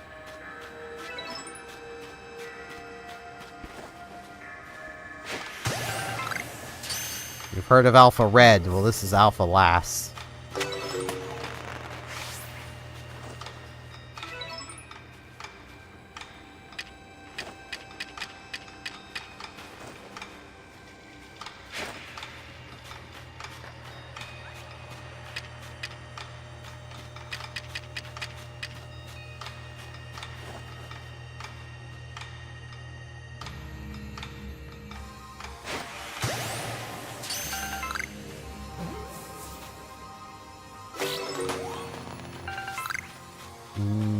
Frost Lass.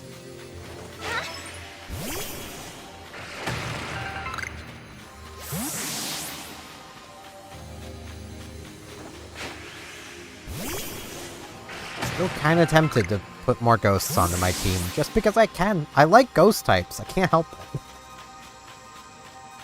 I can't help it if a lot of ghosts are just silly little guys, and who doesn't just like silly little guys?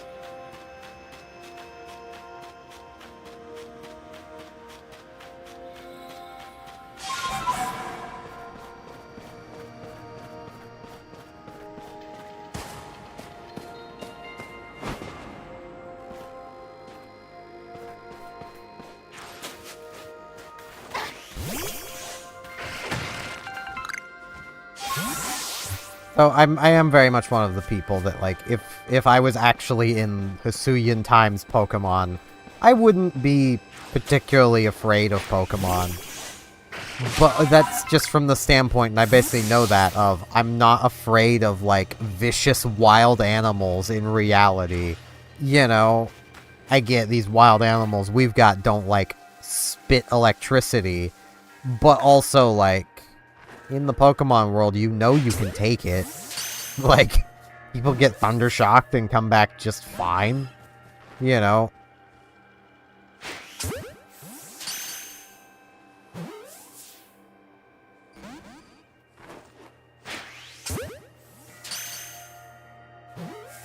Come on, Blissey. Yeah. Give me that sweet XP.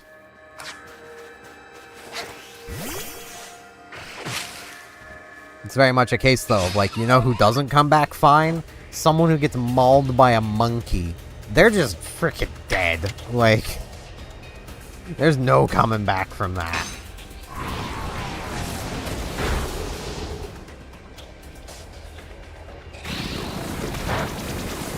Well, I suppose some people have, but they've usually been permanently disfigured. So it's like, you know, I think I'd rather be hit by a thunder shock than that, you know.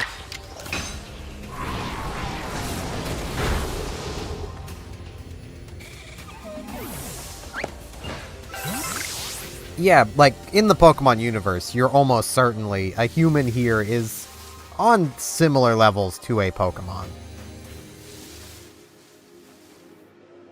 But that's where, like, in the context of, like, if we were part of the Pokemon universe and then thrown back into Hisuian times, you know, not only would, one, you more or less have the same sort of knowledge the player character does here of, like, nah, Pokemon are fine. Like, they're just silly little guys. What are you so afraid for, you know? I need to put things away, so I'm gonna make for that camp. But, like, you'd be able to take the hit. Be the same as, like, ending up in the Monster Hunter universe or something. Like, you'd be able to take the hit. You know? If you actually belonged there, kind of thing.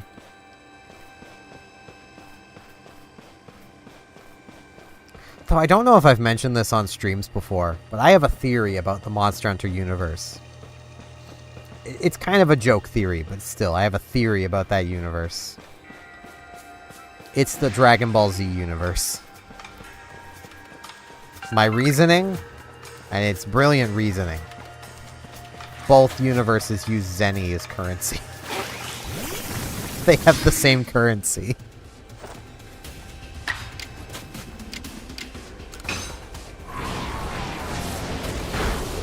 I think that's pretty flawless logic right there.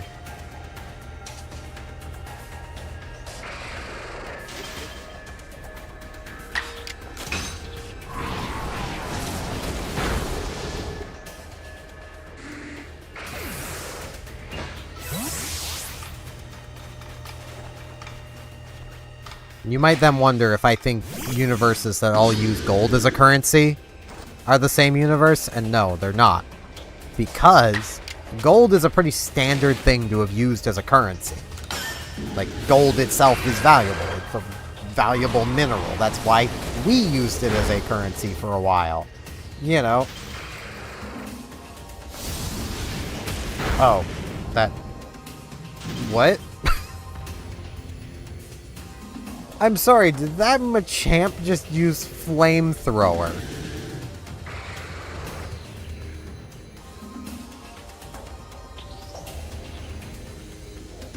I'm sorry, what? Well, I'll just get something with some special defense out here, and... This Magius will come out here and ooh-woo all over him. Don't remember what I need to do with Miss Magius, so I'll just go for damage.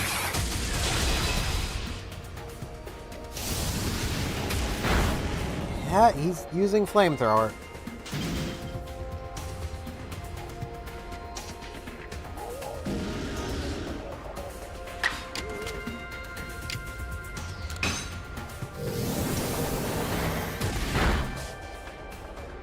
Well, I was kind of hoping that wouldn't KO it, so I could catch it and have him a champ with Flamethrower, but... Alright, I need space, XP Candy S, who's the lowest level? Cleavor, there you go, Cleavor, have a little bit more XP. An S for an L. Sand Radish. I feel like these should be called Snow Radishes, but whatever.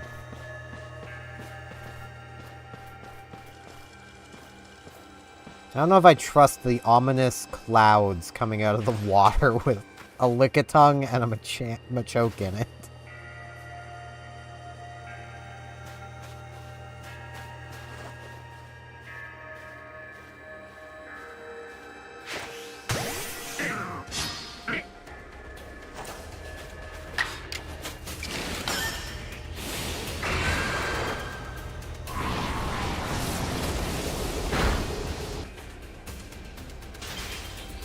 Yes, this feels like a crater from a Fallout game. You know, where you would encounter, like, rads out the wazoo.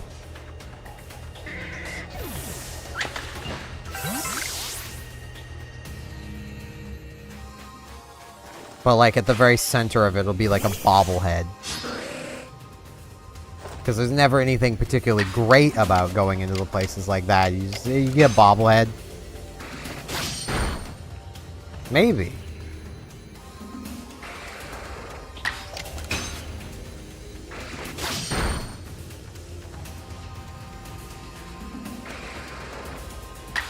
You know, Lickitung, I like your effort, but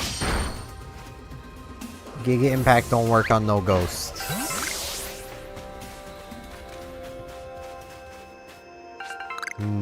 Crunchy salt. I don't know why every time I see that, my brain just goes to, like, that meme of, like, you know what, whatever's your thing, and it's just uncrunches your salt. I don't know why my brain does that, it just does. Yeah, let's do this to clear out some inventory as well. Let's get Zorak this one. Yay. I'm pretty close to the camp, I think. Right? Yeah.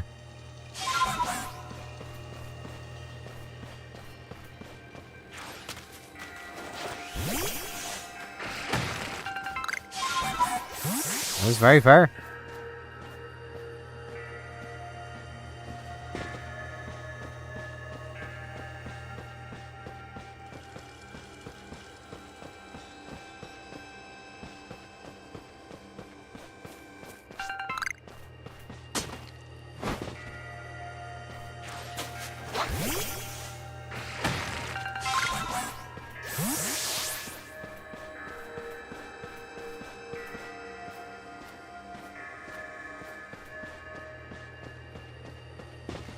That is very fair. I mean, I would appreciate that, but that's because I don't like... Maybe I'm weird. I don't like sudden change of texture in food, so I really don't like sprinkles on a brownie. Because, like, the brownie is soft and sprinkles are not. Like, sprinkles are usually not soft, so, like, I don't like that sudden change in texture. It always, like, the thought in the back of my head is, I just bit an eggshell. Like, that's the thought in the back of my head. You know?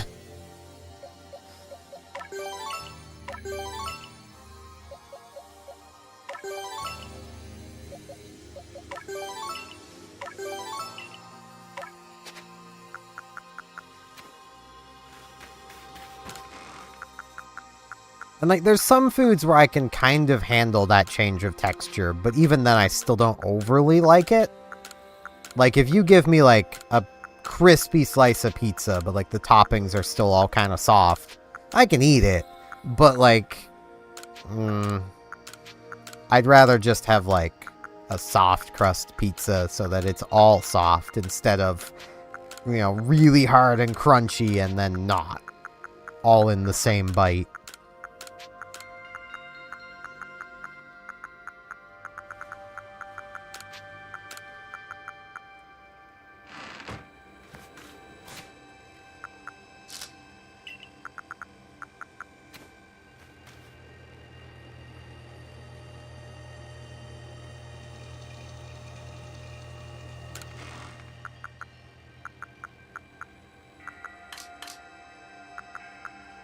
It's nice to know I'm not alone on that, though. Yeah. Like, it definitely just feels wrong. There's also some things I'm more okay with that with, but they're more on the drink side of things. So, like, if you were to give me a drink with, like, caramel sprinkled on it, like the hard, like, crystalline caramel, I'm okay with that. But that's mostly because that caramel, if I do get a piece early on, it's usually really early on, and then by the time you get to that part of the drink, it's probably already dissolved into everything else, and it's fine at that point. It's liquid again.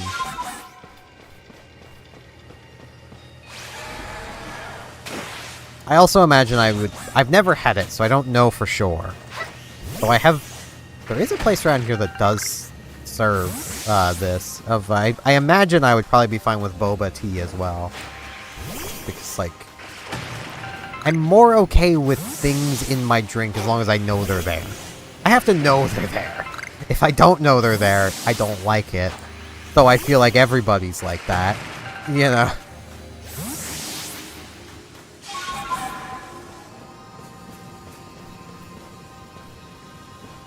Like, my only issue with ice in a drink is usually it takes up way too much space in your cup.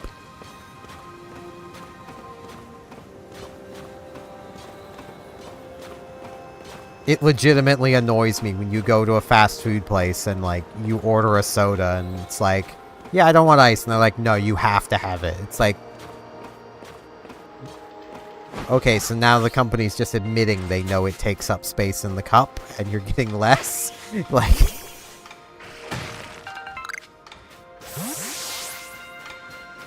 I've kind of always wanted to try it. It's just a case of, like, in my hometown, there was nowhere that served it. And then here, it's a case of, like, I'd have to actually go out to places to get it, and it's a lot of effort.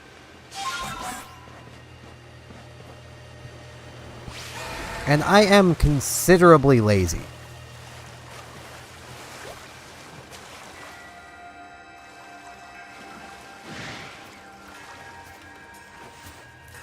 Yeah, I'd say the one exception there would be, like, a McDonald's soda. Like, it doesn't really matter in that case, because, like, it's one of those things of, maybe I'm weird on this one.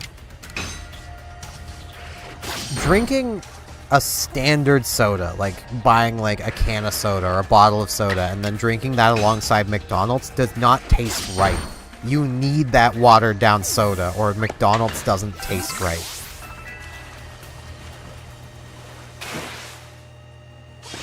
Like, their flavor profiles are, like, built around having that watered down soda with them.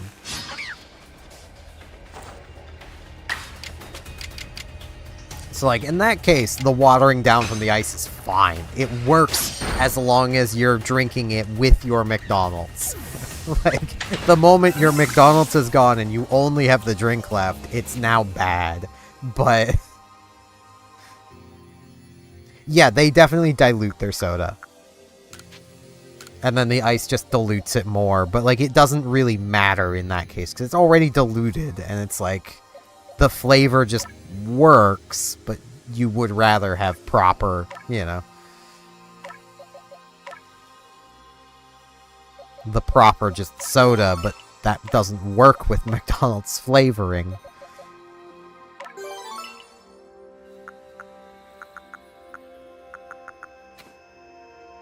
But I should go and grab some coffee before I forget. And I am basically out, so I just don't want to run completely out. So I'll be back in a couple of minutes.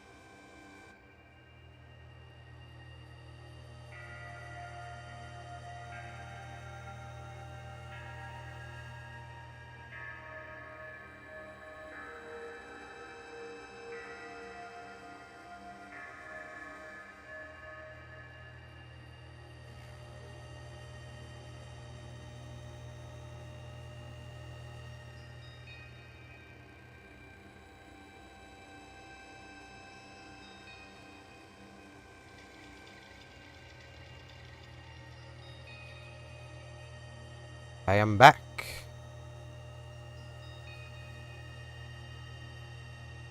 Yeah, fast food's weird, man.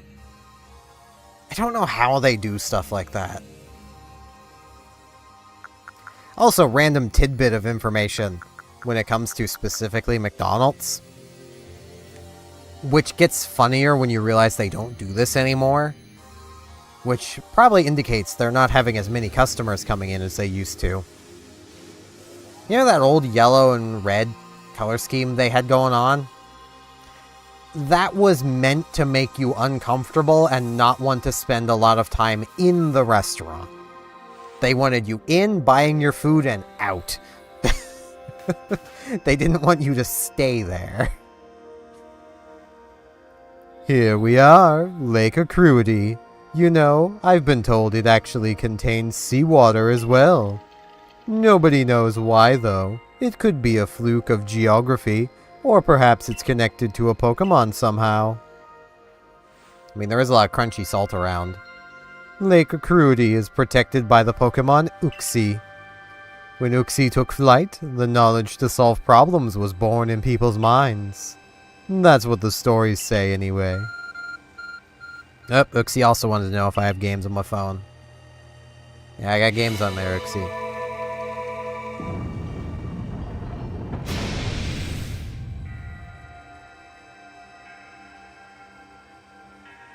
Like, it's basically just, like, the contrast of the colors. Like, they don't really mix well. And then, like, the brightness of them. It was, like, basically anybody of any... Like, even me, like, in those original, like... The original McDonald's color scheme. It's just one of those things of it just... It very much mentally promotes you to just not want to be in the building. But not in a way to repulse you from the building, more just make you not want to spend a lot of time in it. Which was the point. But now they don't really have all that many customers, and now people generally don't go into a restaurant unless there's a lot of customers in it, so their color schemes have softened a lot.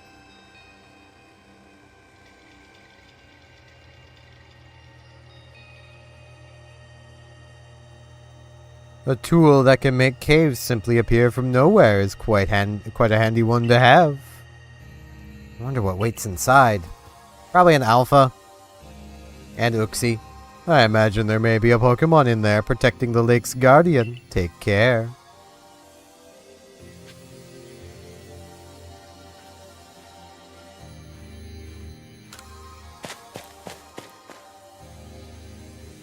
You know, honestly, I think Uxie really likes, oh god, what's that game called?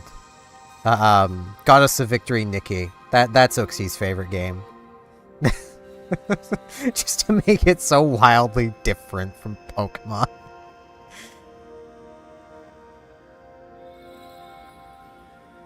I sense a chill in the air. What is this?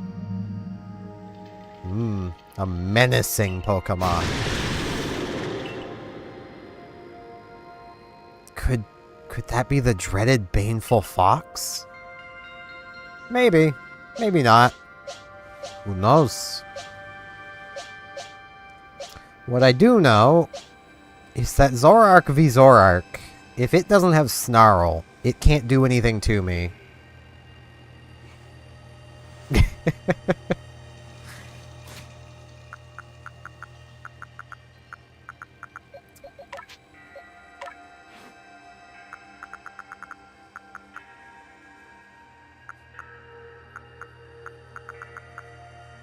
But if it has Snarl, it can... Well, Exosensory as well, it could deal damage with. But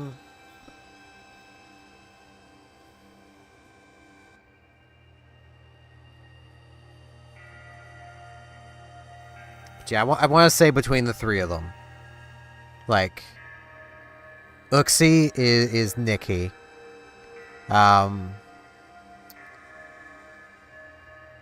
Mesprit plays Girls Frontline, and Azelf plays Candy Crush.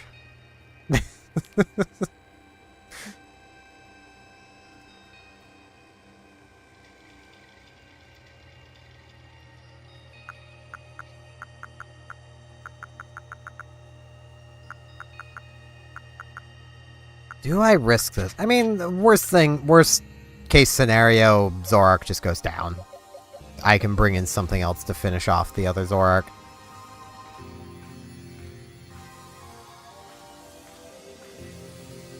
I want to try and catch this one. If I can. I don't know if I even can.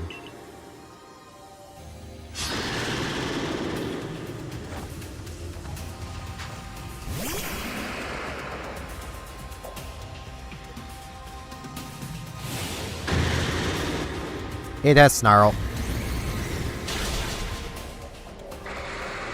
Well, I risked all and lost. Okay.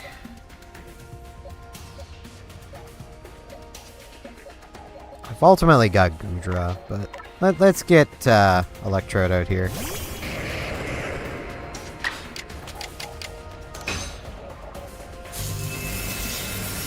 Nice little Thunder Wave going on.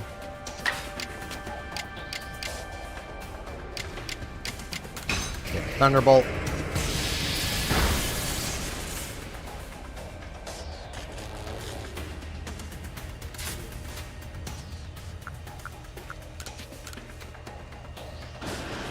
Okay, you can catch them.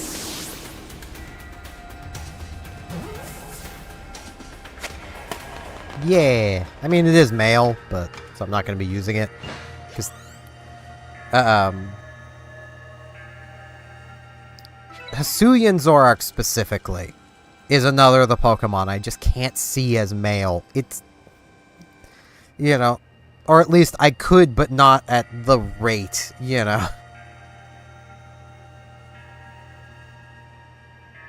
Because like it has Zorak's gender rate, so it's like 80-some% male.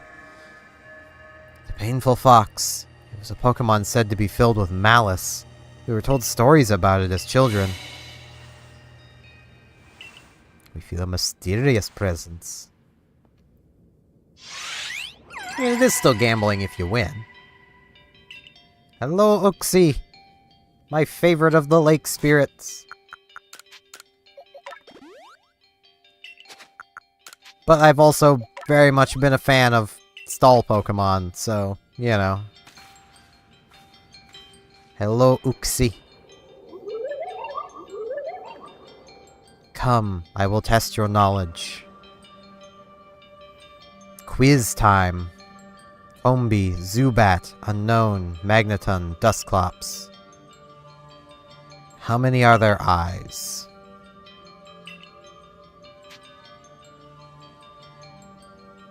Do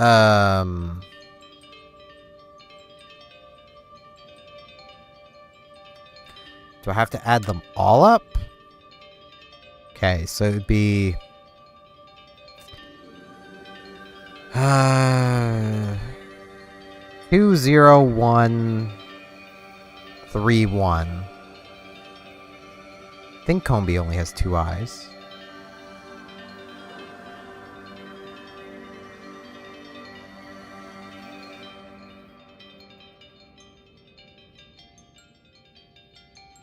I'm trying to do this from memory. How many are their eyes? Each one by one, yet all at once. So 201. So that'd be 3. 6. There'd be 7.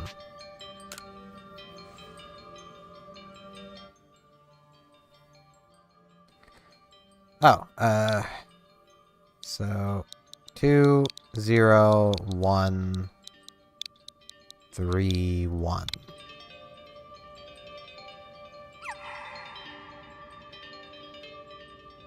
To me true, if answer you would. What did I miscount?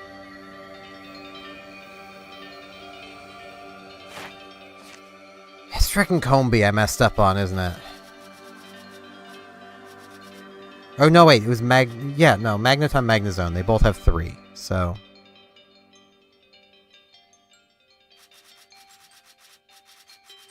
It's gotta have been Combi I was wrong on. Because Unknown only ever has one eye. Dusclops only has one eye. Dusknor has two. It's Dusclops she was asking about. Alright, Combi, where are you in here? Why did I think Combi only had two? It's because each section has two. Combi has 6. It was Combi I was off on.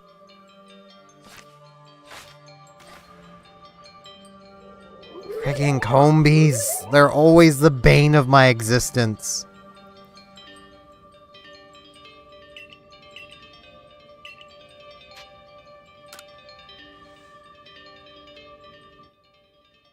I don't remember the order.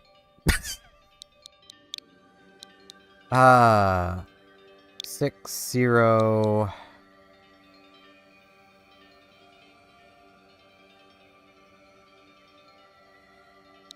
Unknown.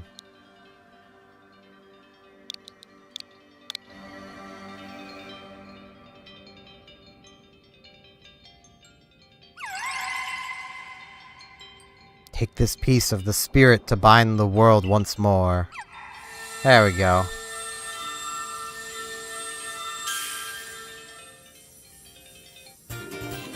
Got Uxi's claw. I mean, it looks like a letter to me, but, you know. Proof that we've completed the trial set by Uxie, the being of knowledge. Who apparently really likes Combis. Combi. Amazing, you cleared all 3 trials of the lakes. You really are a wonder.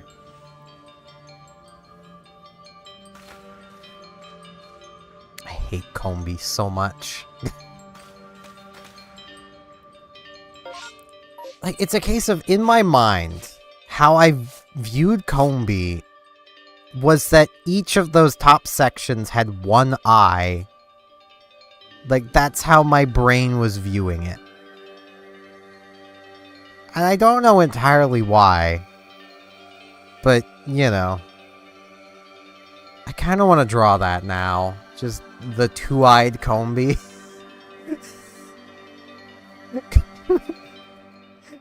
Oh, gods. In my brain, literally, I just had an even better idea for something to draw. Combi, but it's 2 Waddle Doos and a Waddle Dee. So basically, it's just 2 of this for the top. And then this on the bottom. Which is basically Combi already, just with no mouth, so it wouldn't be able to scream, even though it would very much want to.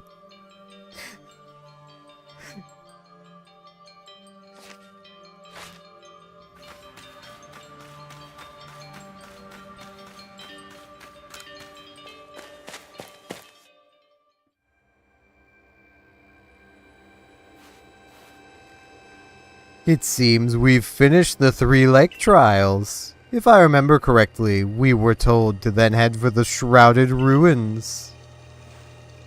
I don't know what could await us there, but I'm always excited to explore some ancient ruins. Let us be on our way.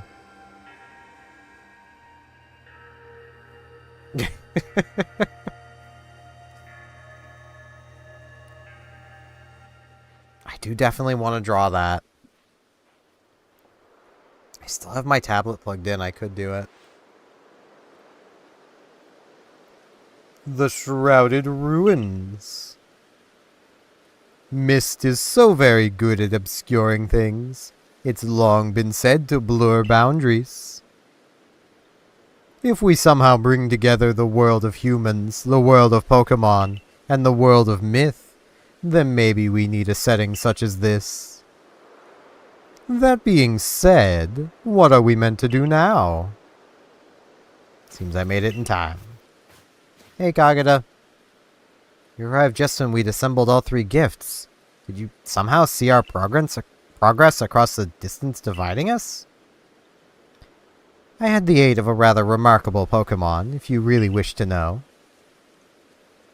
Could you mean that Pokemon that flits about the Hisui region? But never mind that now. What about the red chain? How are we supposed to forge it? I would hardly know. We speak of a divine instrument, one said to be capable of binding the very world. Do you really imagine it can be forged by mortal hands? Then what are we to do? Search the entire vastness of Hisui for the answer? No, the answer's going to appear.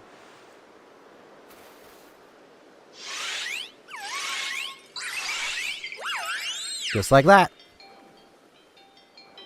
Ah, the Pokemon of the lakes.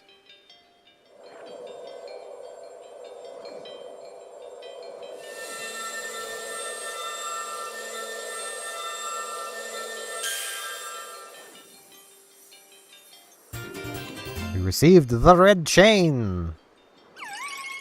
Bye. The Arc phone's missing. They just take it with them. So it was true. The pact our people have passed down for all these generations has been kept. At last, I can set this burden aside. You've succeeded once again, Dawn. Yet things do not seem to be going well for the rest of the world. What have you heard now? I've had some news from my fellow merchants in the Ginkgo Guild. It seems the commander is going to forego waiting for our investigation to finish. He plans to climb Mount Coronet himself. Has he lost his senses? He plans to get close to the rift to study it himself? Well, he doesn't yet know what our Dawn has managed to do to get the red chain, now does he? That's true. There's no way he could. We need to tell him about the chain and about everything Dawn's achieved before he sets out. He's probably already set out.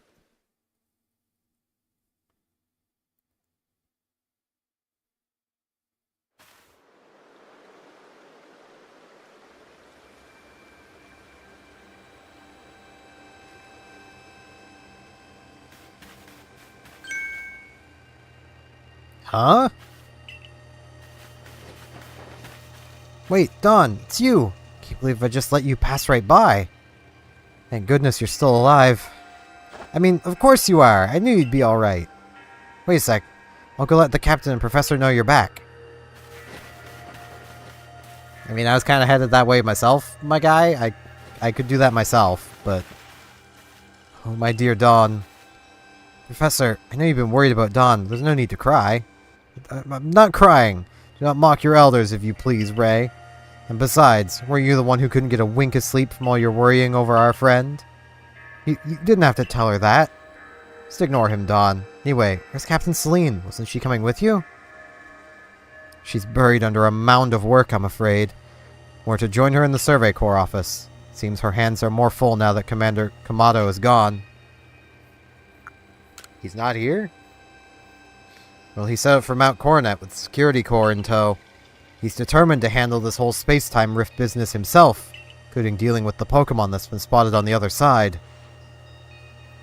And since I'm a fine fellow, I took over watching the gate for the Security Corps folks. Well, we aren't getting anywhere out here. Let's head inside and report to the captain.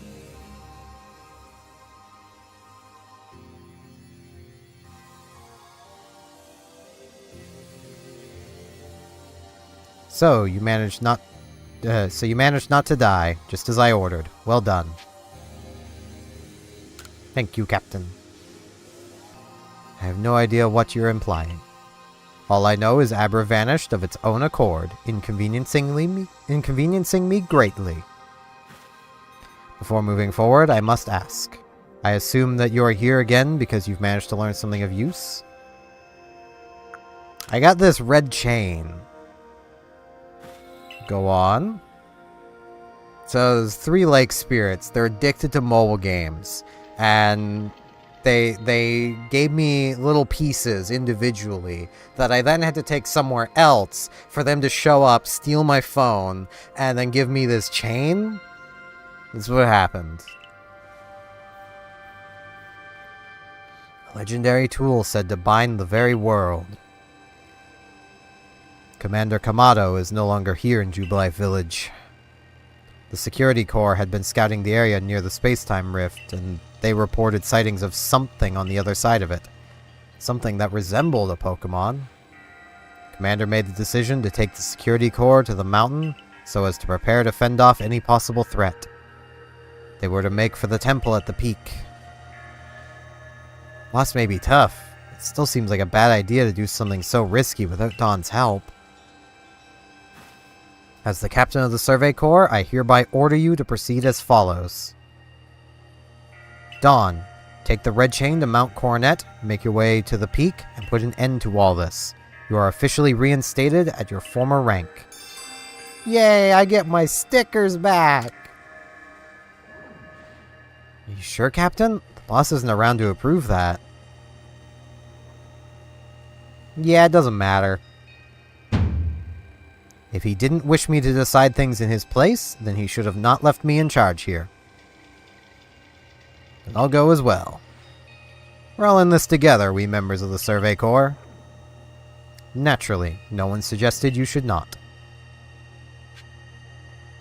Yeah, and there's so many side quests to gather.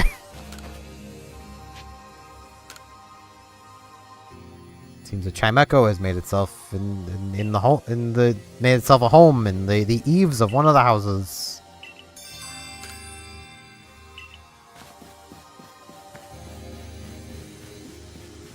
Lucario.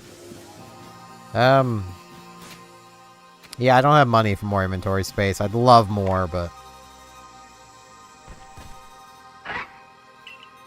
Groof.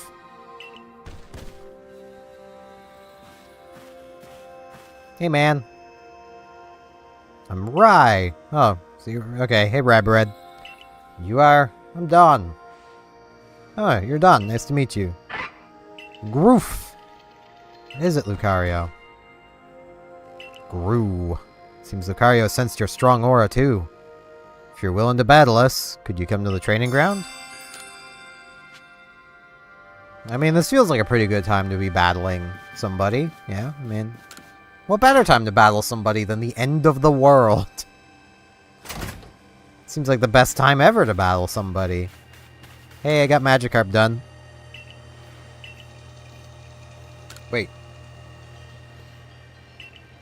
Oh, right. No, I haven't reported all that stuff yet. Can I just report it straight to the professor?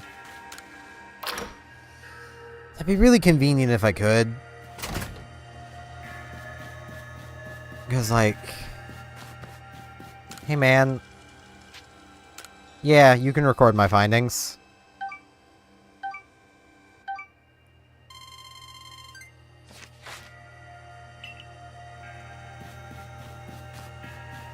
Because apparently I can't show the kid the Magikarp until I've reported it, even though I've done it. I went through all those splashes for this.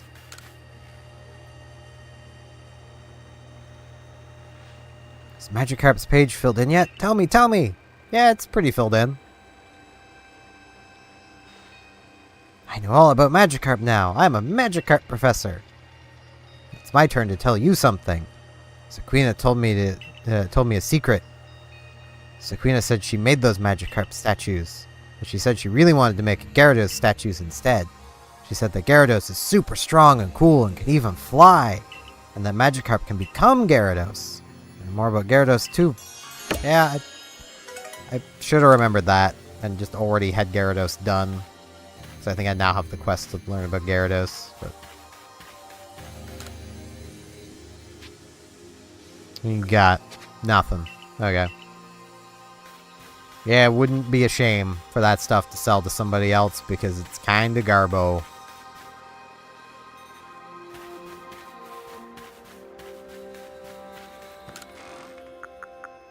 Now, let's put some stuff away.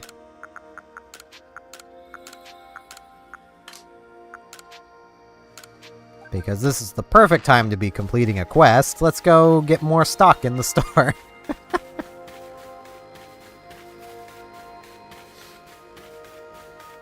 You know, the world's ending. The commander's about to go oof himself. It's time to go get some more supplies for the store, even though I don't feel like I should be helping the guy in the store. He stole a treasure. That's not cool. You're not supposed to steal treasure. You're supposed to appropriate it. Hey, man. Ah, the Survey Corps recruit who quelled the Lord of the Hollow. Sorry you keep getting roped into errands on my account.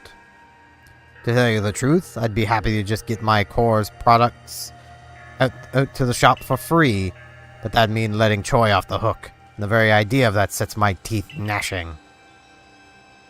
Are you bound for the Abalaster Iceland soon? Yeah, I've already got them. They're right here, my man.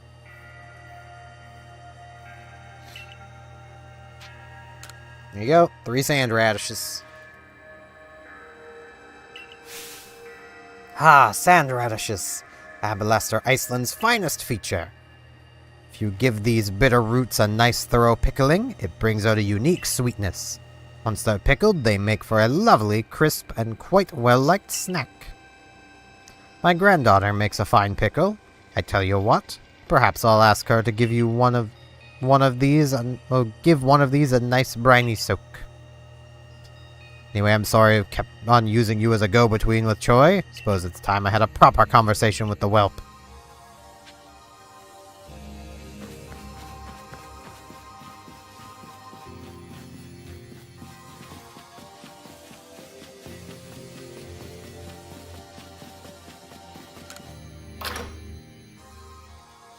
I mean, that's always how it is.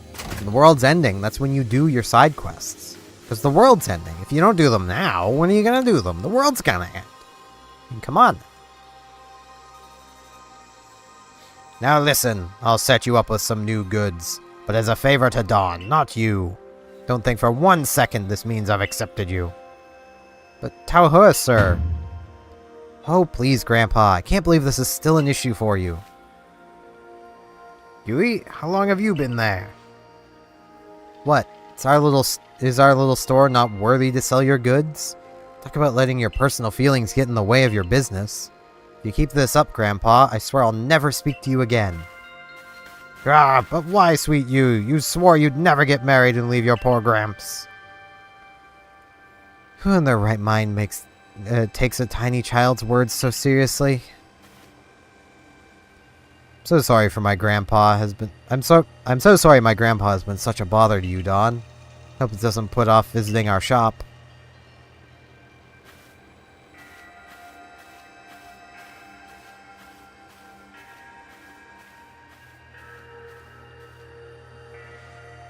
Well, in any case, we've got excellent new items on our shelves. Do buy some.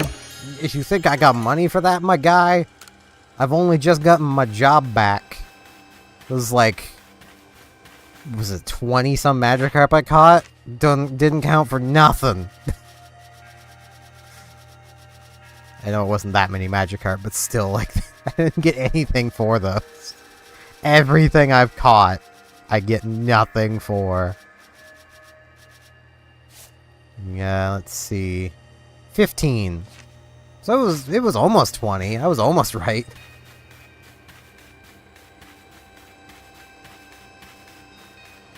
Let's see. Are there any more side quests I can pick up in here? I should just check the map. Yes, there is. Let's go do that. Oh, hey, this is probably... Hey, man. The Survey Corps, right? Chimeiko's decided to nest in my house. Think you can help me get it to move? Why would you want it to? It made itself home under the eaves before I even noticed. Seems mellow enough, but I'm not at ease with having a Pokemon so close. I've already spoken with some homeowners who'd be willing to let Chimeiko move in with them. What I'd like you to do is have a look at the homes and make sure they're a good fit. Not like I can tell what Chimeiko feels, so... First place I'd like you to check is that farmer's house near the fields. Yeah, I mean, I'll do that. It's easy enough. It'll be near the bottom of the list, probably. Yeah, there we go. Hey, I'm heading that way anyway. Works out. Yeah, I really do, but... You really think Kamado's gonna give me that? I mean, come on now. Dude was willing to banish me at just the drop of a hat. I don't think this is a very good spot. Nah. Doesn't like the wind direction. I knew it.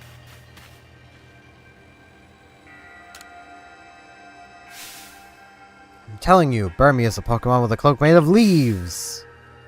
Burmy cloaks are made of minerals like sand and rock. I'm sure of it. It ain't covered in trash. It ain't Burmy.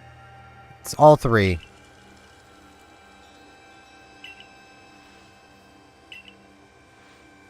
I've seen Burmy here in Hisui. I've seen him back in my own region too. Guess what? They're all covered in trash.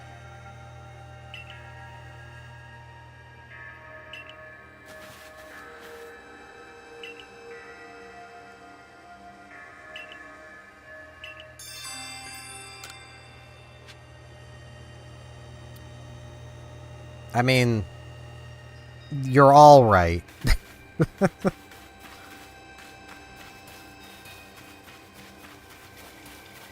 Alright, man, what do you need to expand your farm this time?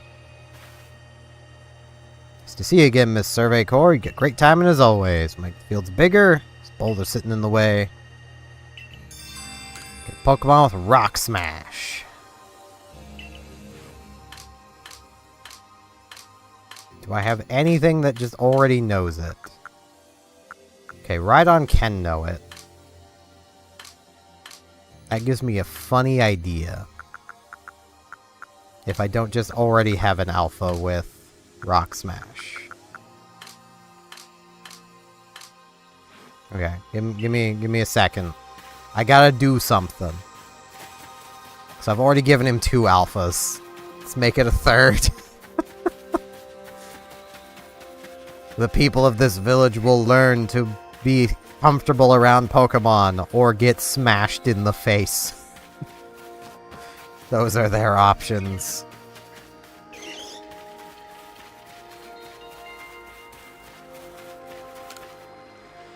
Yo, what up?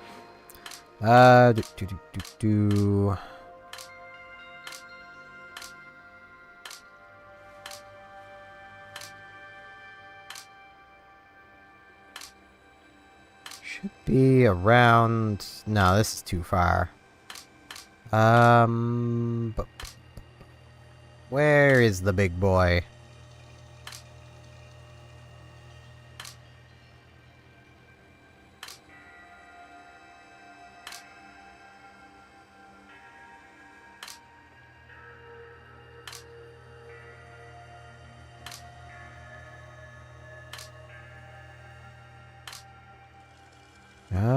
Where is my Rhyperior? Did I, like, give it to somebody else already? I might have. I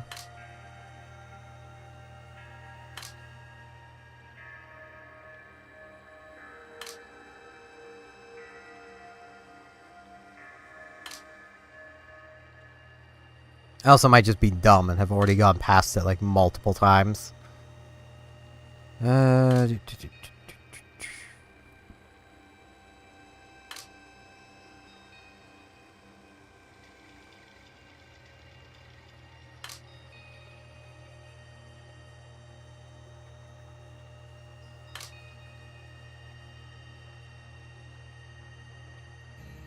it is.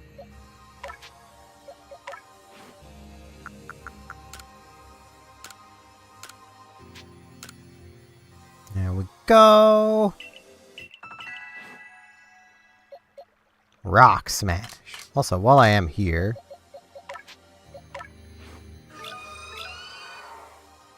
Not a terrible nature for a Frostlass. I could add this to my party.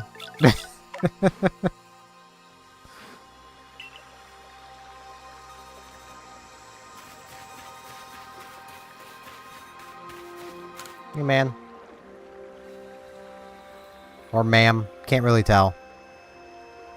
Oh, so it prefers the way the wind blows around my house. I like it too. We get a good breeze. Well then, how about a hut by the sea? The ocean's breeze is so refreshing. It's not gonna like that either. It prefers your house. You're stuck with a Chimecho now. this is how you get a Chimecho. It's just how it is. You may not like it, but that's just the Chimecho distribution system at work. It's like the cat distribution system, but with Chimechos instead.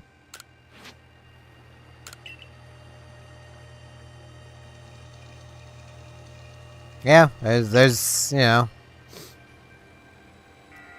takes an impressive gal to catch an alpha and get it to help folks like this.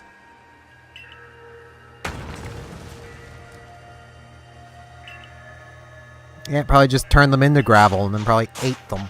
It's a Rhyperior.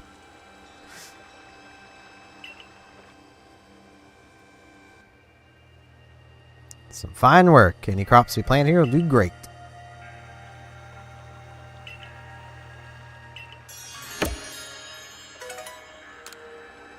I have never done any farming in this game. But what I have done now is give him 3 alphas. People of this town afraid of Pokemon, so they got an alpha Graveler, an alpha Sliggoo, which, I mean, to be fair, isn't the biggest thing in the world, but is still bigger than, like, most tables. And then Rhyperior, just towering over everything.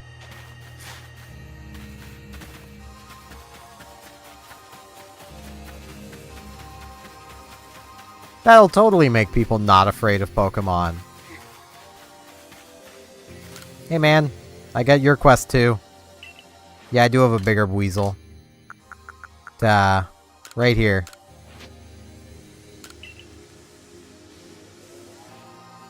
I'll be. I didn't think they could get this much bigger. Look at them side by side. It was like a parent and its child. Wonder there's room for me in that little family. Sir. Tip of the little one's snout points up when it looks up at us. Oh, what a precious little thing. The big one's flotation sac. There's something reassuring about how large it is, don't you think? Funny how Pokemon of the same species can seem so different depending on which one's bigger. Keeping an eye on Pokemon sizes when you're catching them might spice up your excursions.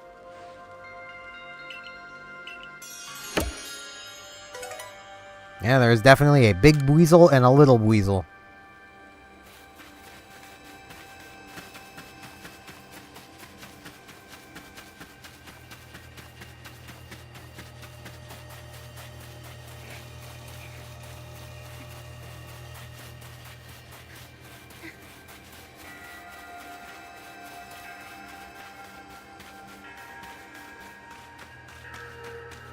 At least he needs to keep those thoughts to himself. I mean...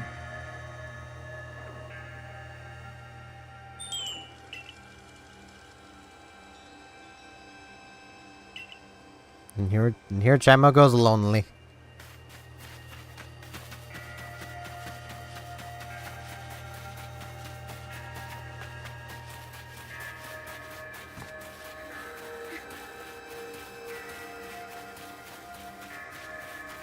Or at least, you know, go after more humanoid Pokemon. At least then it's a little less weird. You know, go after a Gardevoir like a normal degenerate. Why can't you just be normal?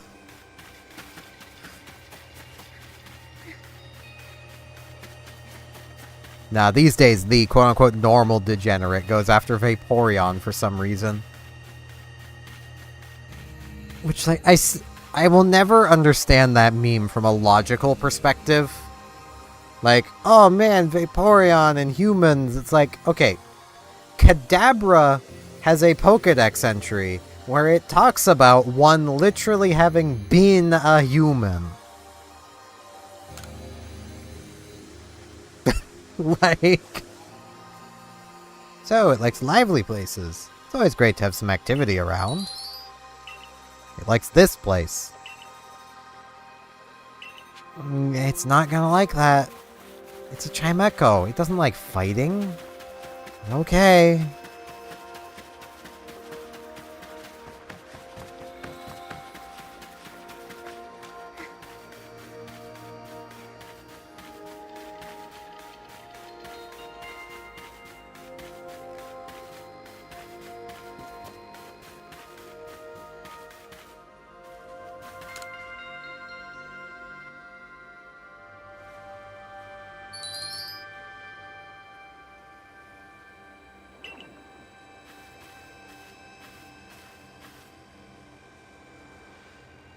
Is that your Chimecho? You come and train with us. Nah, I don't want to fight.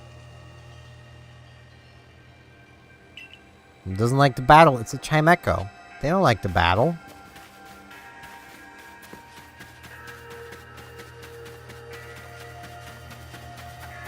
Wasn't Chimecho the first Pokemon to know Healing Pulse?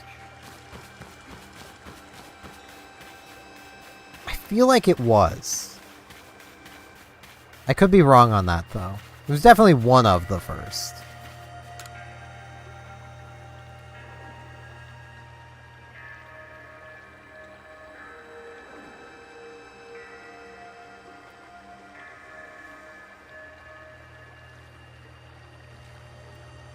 Yeah. Like, Lopunny and Mega Lopunny were...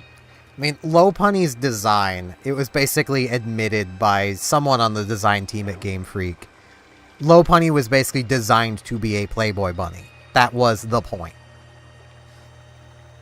Guess it's only natural that some Pokemon don't like to battle. Sorry to scare you, Chimecho. Chimecho says it's fine. Oh, is it telling me not to worry about it?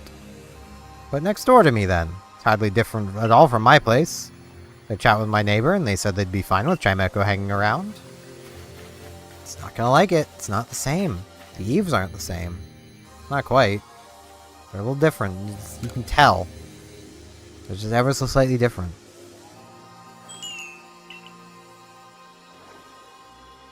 Pardon me. I know I just sent you chasing about looking for a good home from Chimecho, but I think I'd like it to stay with me after all. Really helped me understand Chimecho a lot better. I think we can actually live together now. Just dawned on me that hearing its adorable cry from coming under the eaves is part of my routine now. Gonna live with me from now on, aren't you, Chimecho? Thank you for all your help. Glad this village has the Survey Corps.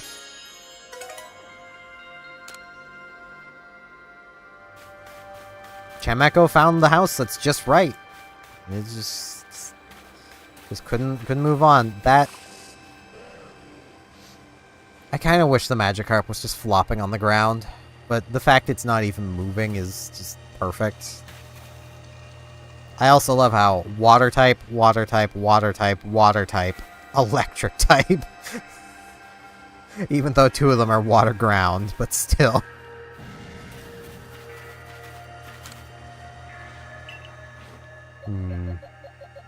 So I was gonna check. Oh, I literally just said Chimechos don't like battling, and this one definitely doesn't. It's very jolly. It doesn't want to fight. And you know, that's fine by me.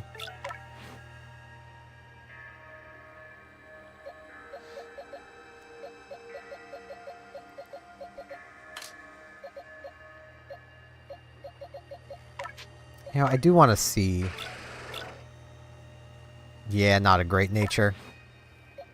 That was the biggest problem with even just Zoroark in general. Like, I think it's the same nature. Like, just even getting a female one was difficult. And, like, I was the whole time like, oh, please have a good nature. Because, like, you can tell me trying to get the thing. Like, let's look at some of these other gems. Like, defense down Bergmite. We get special attack down Misdreavus. This one's not a bad nature, but it was male. Attack down Bergmite. Defense down, attack up Misdreavus. Which isn't the worst, but like, you don't want this. Another male. Attack up, special defense down. This Bergmite wasn't bad. Special defense down, defense up, Misdreavus. You don't want this either. Adamant Misdreavus. You want this even less. Attack down, speed up, Bergmite. Attack up, defense down. Speed down, special defense up. You don't want that either. Like, so many of these are just... I was getting bad nature after bad nature after bad nature. I still kind of want to re-add Basculegion. I also kind of want to use the Frostlass. I can't help it. I'm leaning towards Team of Ghosts, basically. I'm like, this isn't bad.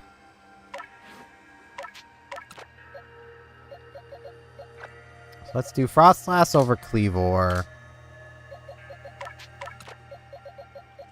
Basculegion over Electrode. There. Now I need to stop messing with my team. I'm also gonna like do that just so these guys are like here. I could also use a Licky Licky. That feels like an attack down nature. No, it's neutral. Okay. It's quirky. Yeah, that's one way to describe Licky Licky. Quirky is one way to do it.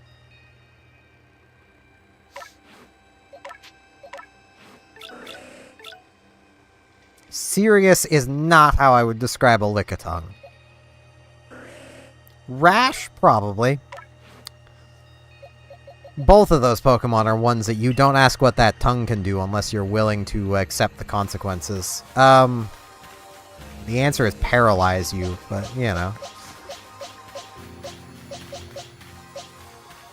The thing is, though, I had pretty good luck on this Goodra, from what I remember.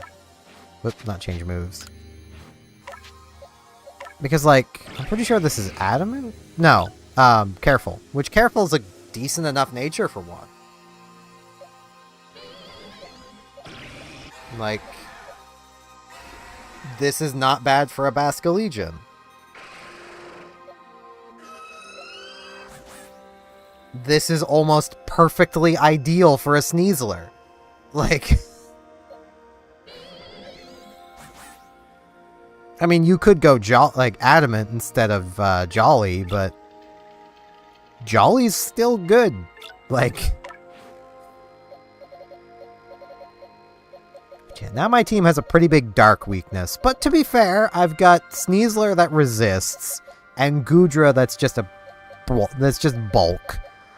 Goodra is just defense. Like, I think I'm good. It's just bulk.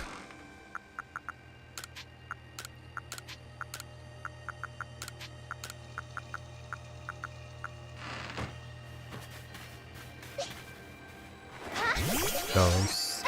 Ghost. Ghost. Ghost. Oh, you. No fighting.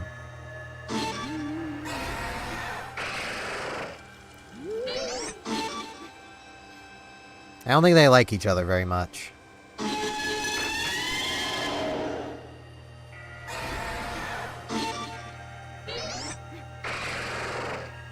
Or maybe they do, I don't know. It's hard to tell, honestly.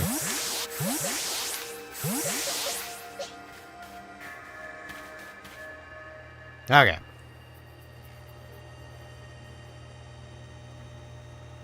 Did you find the commander, Dawn? He's already left. The commander is already at Mount Coronet. Ready? How could a grown man like Commander Kamato be so reckless? First expelling you, Dawn, and now this? I think he needs a stern talking to. As the leader of the Pro Clan, loyal to Almighty Sinnoh, who reigns over all space, I can go anywhere in Vastosuyi that I please. And now I'm going to go stop the commander. Who's the reckless one?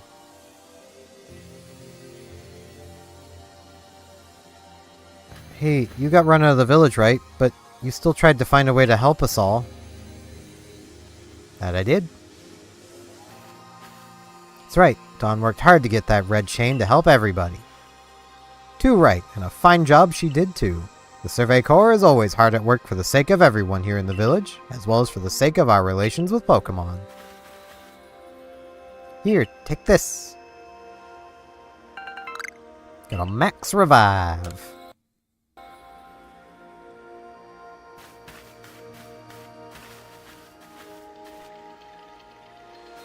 Your orders are three. 1. Make for the summit camp, and from there, the Temple of Sinnoh. 2. Use the red chain to resolve this mess. And 3. Return here alive.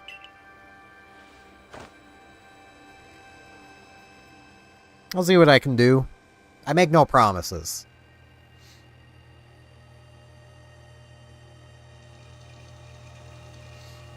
I mean, yeah, some people are into being paralyzed. But, you know. Can't say I'm one of them. I've heard the latest. So you've been accepted back into the Galaxy team, have you? I suppose congratulations are in order. Here, some max potions from me to celebrate. I'd rather you guys stop cramming my inventory with stuff, but whatever. It looks like the big moment is upon us at last. And no doubt it'll be fine. After all, you worked so hard to earn that red chain. Both Adaman and Irida have headed to the peak as well. My good friend Dawn, I wish you great fortune in the battles to come. I would truly regret losing one of our most beloved and loyal customers. It seems Kamado intends to use the summit camp as a base of operations for this undertaking. As for me, I think I'll set up shop closer to the temple itself.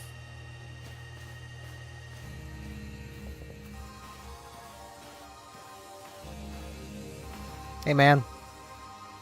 Things certainly seem to have gotten out of hand. If anything goes wrong, the great Melee will be here, for moral support at least. Thanks, man. Kind of.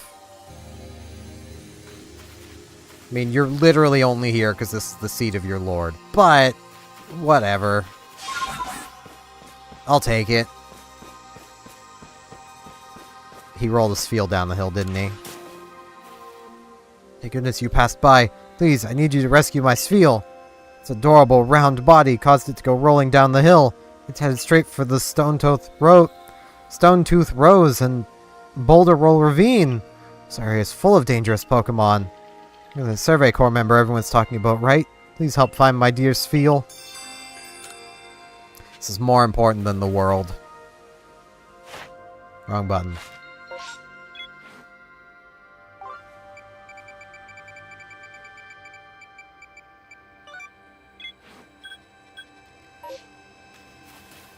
This is more important than the world. Because, I mean, if... without this Spheal, I'm gonna have no motivation to even save the world.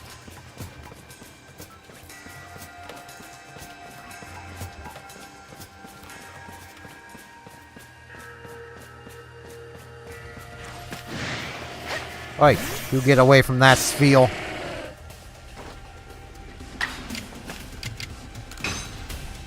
Be wave crashed.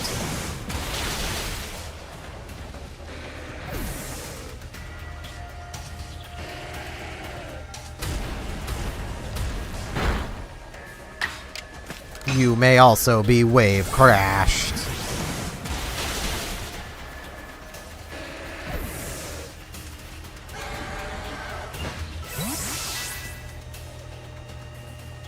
Hey.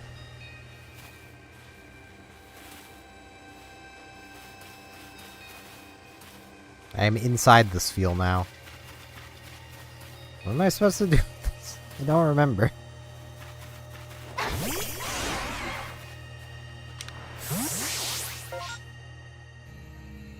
I mean, I found it.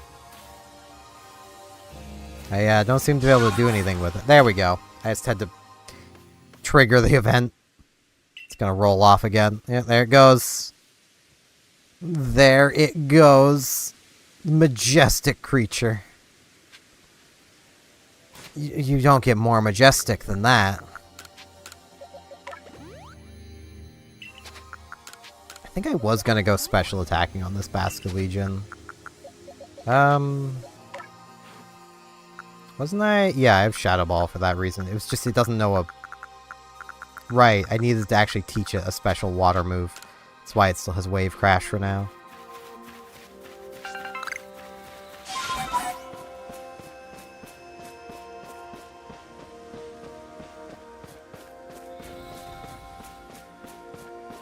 Alright, Spheal. Gonna roll down this hill too? Yep. There it go.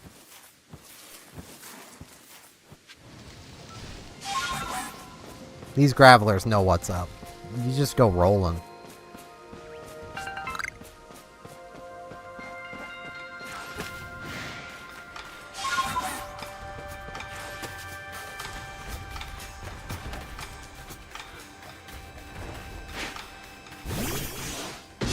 You roll like a golem. Oh, it's faster. Well, that's unfortunate. Because I could probably KO it, but I'd KO myself.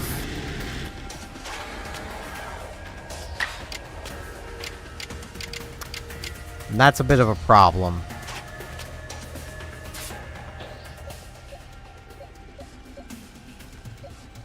So, come here, Sneasler. I need you.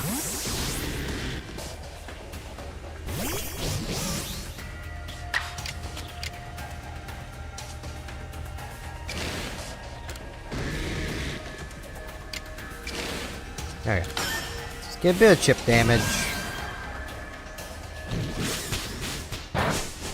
See, I'm getting lots of hearts. And then we will closely combat the golem. And it survived. Oh no. It's gonna explode now, isn't it? Nah, just double edge. Well, okay. That works. I'll take it. It's just gonna KO itself. Okay. Let's get... I just noticed every member of my party is female. That was not intentional.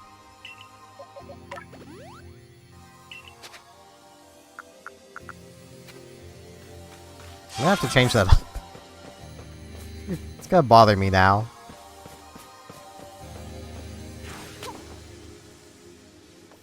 Spheal! There it goes! Majestic. Absolutely majestic.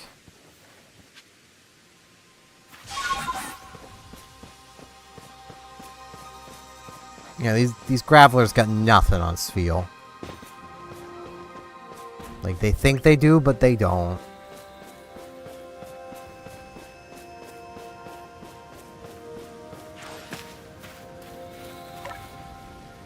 Hello, Spheal.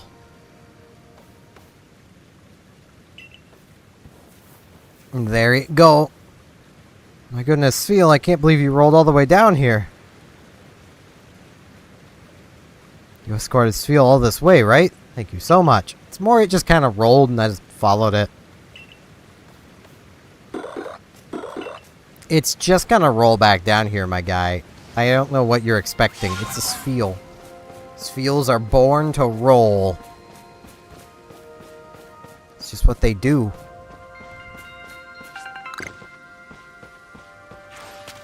They just roll, and roll, and roll some more. And that's why we love them. Okay.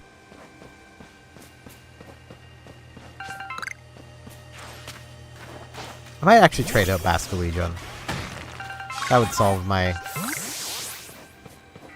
conundrum. Because I do have a Dusclops. Do I want something that slow on my team? That is the question. I mean, everything else is decently fast. It would do to have one slow thing, I suppose. And I do like Dusknoir. And then I could maintain my number of ghosts. Then I would have, like, 2 pure ghosts, but that's fine. Could also go Gengar.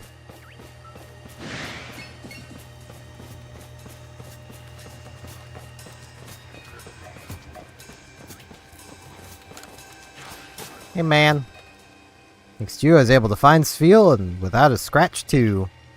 Here, this is for everything. Get 5 sticky globs and a rare candy.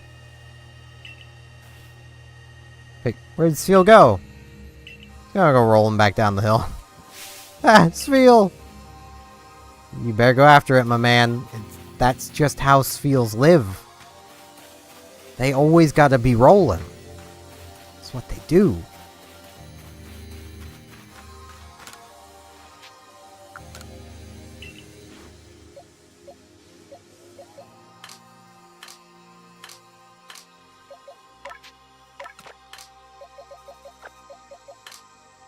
I've got...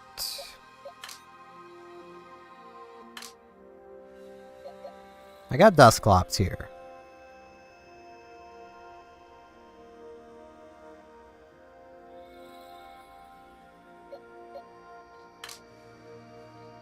Also, yeah.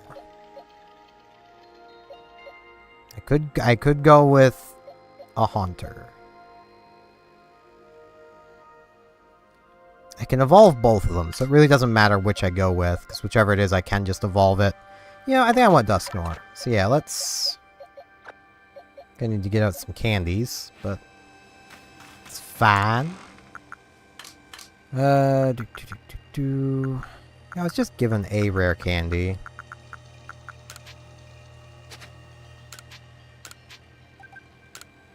Let's move those 3. 2 of those. 7 of those.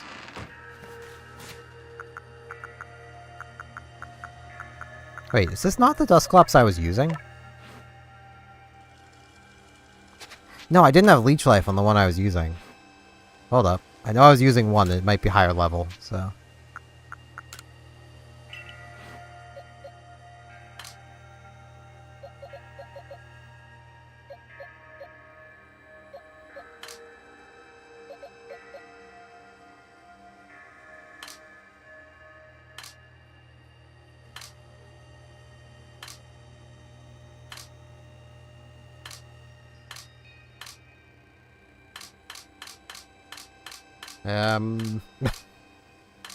No, I had one.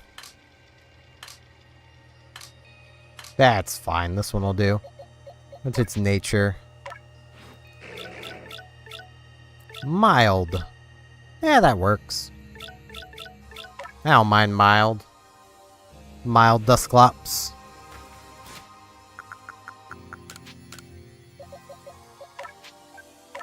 Hey, it just means I get the best value out of these rare candies.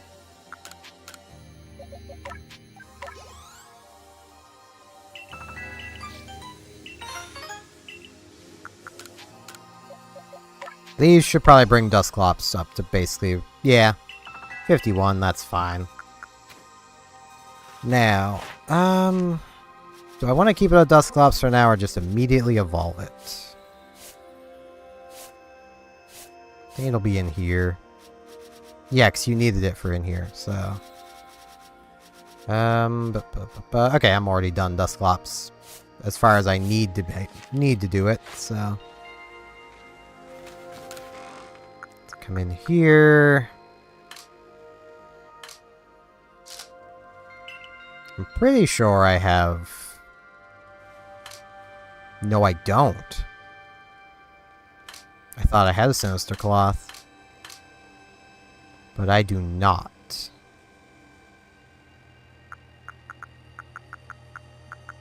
So I can't evolve it. Unless it used a Duskstone. It might have used a Duskstone in here. I don't remember. But I'm pretty sure it needs a different item.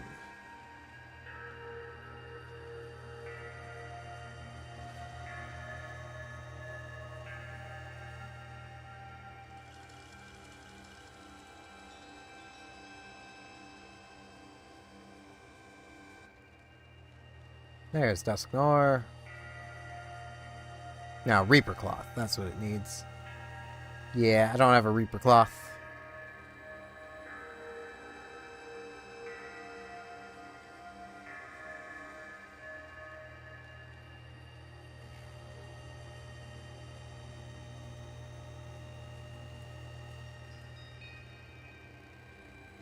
I mean, Dusclops is still fine.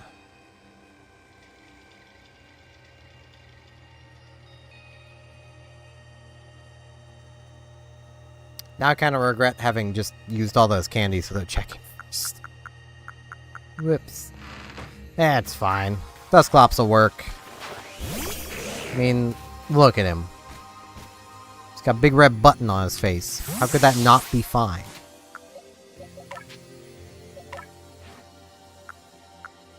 Now. Shadow Ball.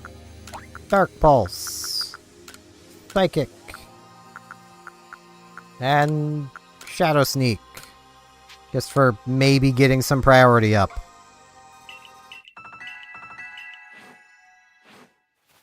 I could also put things away while I'm here. And probably should.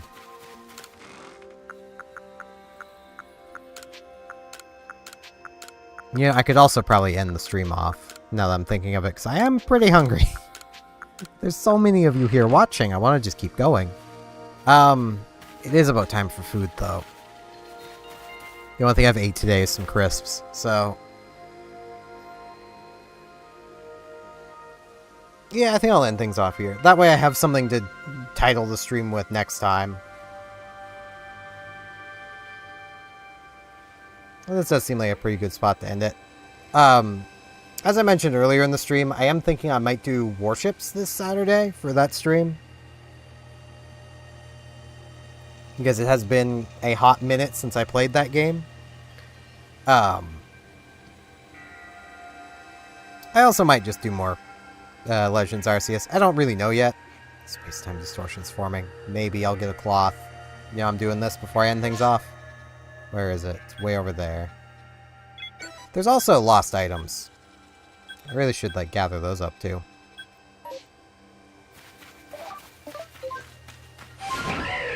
I could probably go straight to the hour. That would work. This is me anytime I go to end these off. It's like, I could end, or I could keep doing stuff. I'm very good at this. Very good at taking care of myself, too.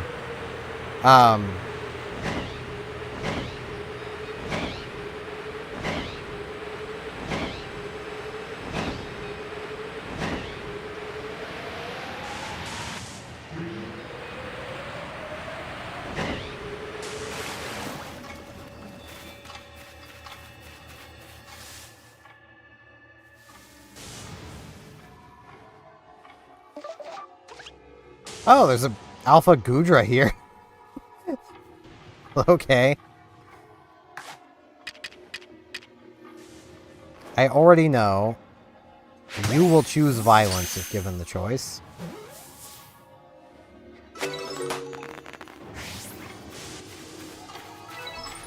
And chance.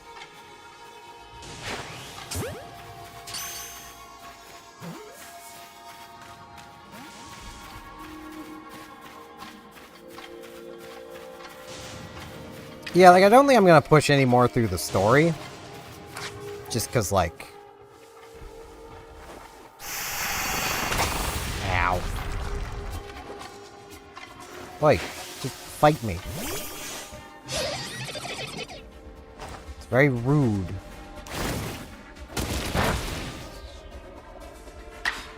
Okay, can I get ahead in the priority? I can!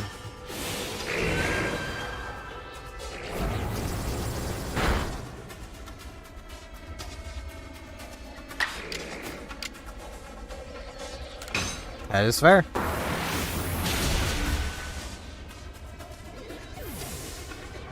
I've done almost no customizing to my phone, like, at all. I should probably do some at some point. I've changed the background. Does that count?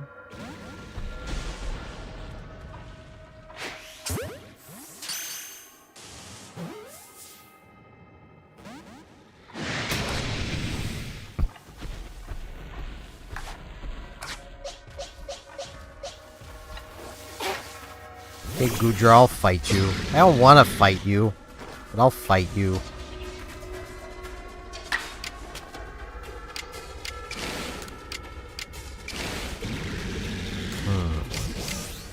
Let's bulk up. I mean, I barely ever customize anything I use. It's kind of funny to me. Like, especially because, like, I have a friend who's, like, really into Linux, like the operating system, because he can customize so much stuff about it. And I'm just here like, I'm fine with Windows. I changed the background. What more could you want? Like...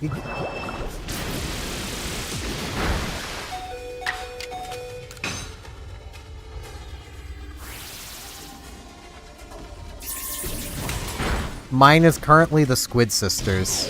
I don't know what that tells anybody. It was Cleveland from Azure Lane before everything between Canada and the US kicked off. And then, yeah, no. I feel bad, but I cannot in good conscience keep,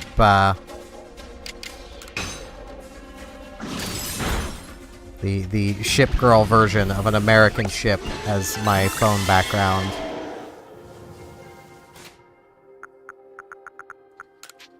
Not for the moment.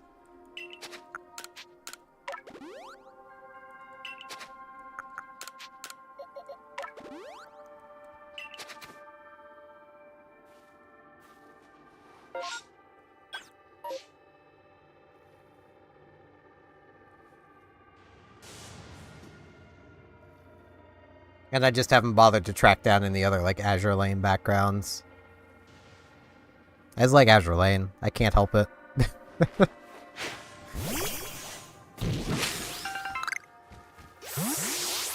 Though I will fully admit, I am one of those sad buggers that, like... I play the game because it makes me feel less lonely. You know?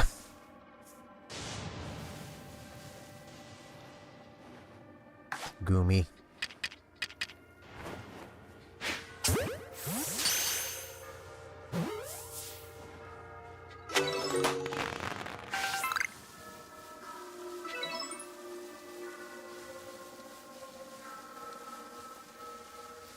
There are none in Azure Lane. The closest I could get would be go with like a few of the British ships that Canadians served on.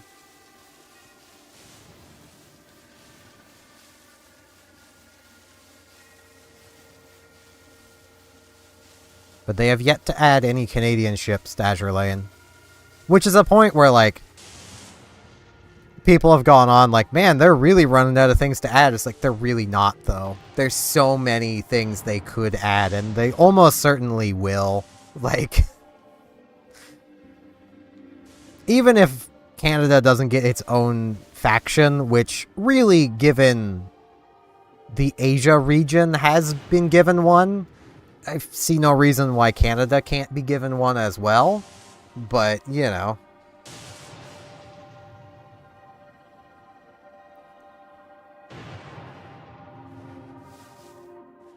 Given, like, by the end of World War II. And this is something I've noticed a lot of people don't know, but of course they wouldn't. It's to do with Canada's history. By the end of World War II, Canada had, I think it was either the third or fourth largest navy in the world. By, like, tonnage displaced and number of ships. Like, we had a massive navy. Mostly comprised of destroyers, corvettes, frigates, smaller ships, but we had a few aircraft carriers too. And then we built more pretty quickly. Like, even to this day, Canada's navy stays particularly strong. Our ground army isn't particularly big. We don't have all that many aircraft. But we don't really need them either.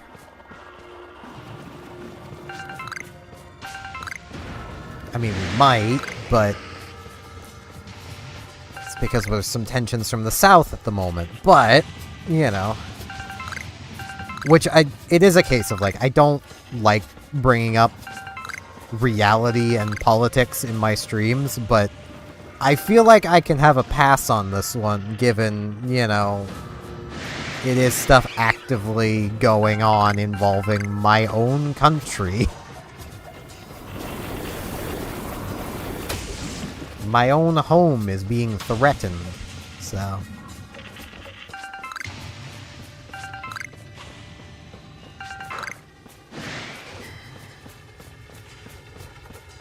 Because a man did not like the trade deal that he himself made.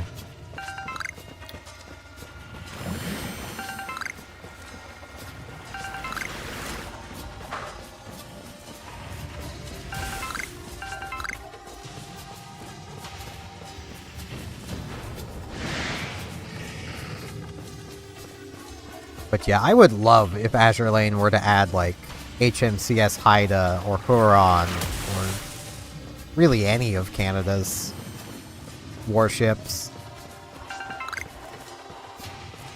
And again, there is the Dragon Emperor, which is basically like Thailand, China, you know. Nations that really did not have much of a navy during the time period the game was kind of going for.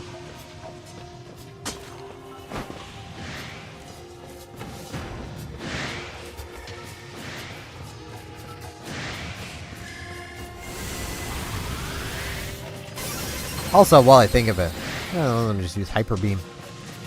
While I think of it, have another fun fact about Canada. And this is one that seems to shock people a lot of the times when I bring it up.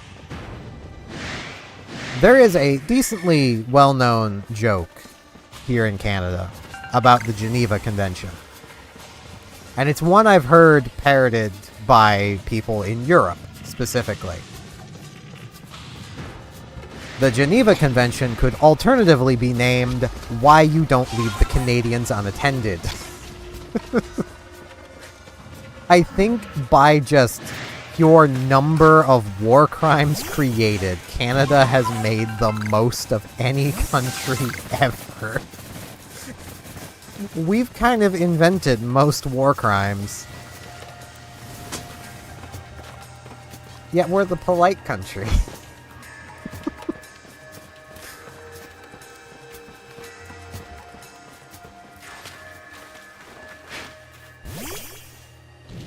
Even into World War II, there was a general sentiment amongst Germans that if you need to surrender, find one of Canada's allies and surrender to them instead.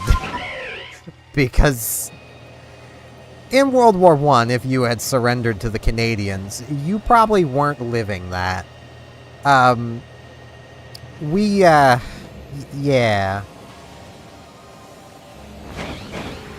We very much had a policy of take no prisoners.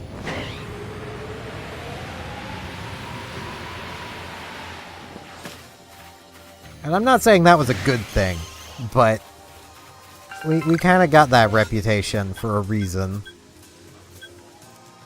We don't like war. But if we have to take part in it, we're gonna do what we do best. You know. We're going to end that war by whatever means necessary.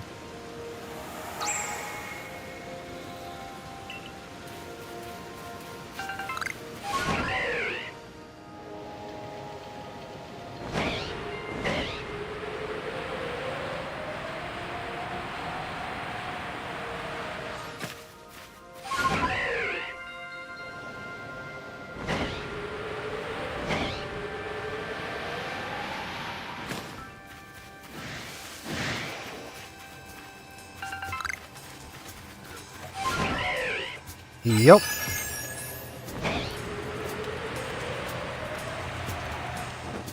Like, I'd actually been watching a video at one point of, it was some American dude basically reacting to, like, a video about the other fronts on D-Day.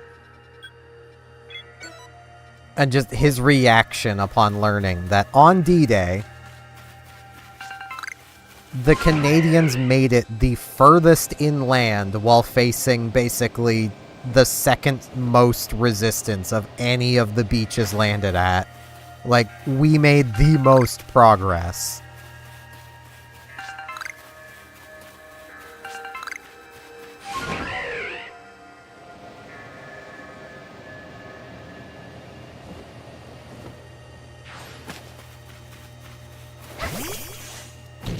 A lot of the times, they have quirks about their history kind of built into them. Like, built into their design.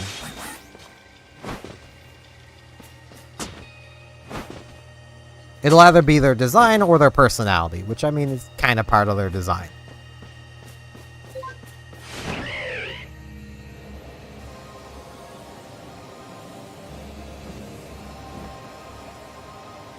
So, like, one easy example that comes, like, right to the forefront of my head is, of the three sisters, Nuremberg, Königsberg, and Leipzig. They were all the same class of ship.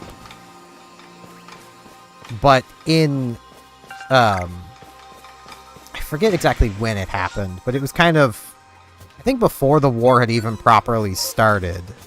Leipzig had ended up crashing into another ship and becoming permanently damaged. Like, she was able to be fixed and continued to exist as a ship, but basically was never...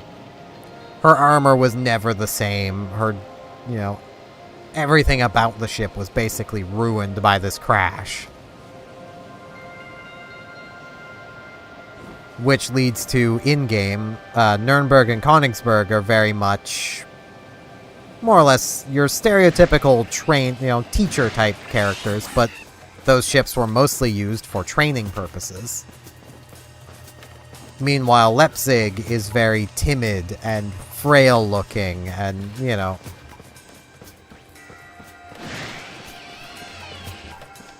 to more or less play into, well, that's just kind of how she was. Where is this... Ah, it's up here. There it is.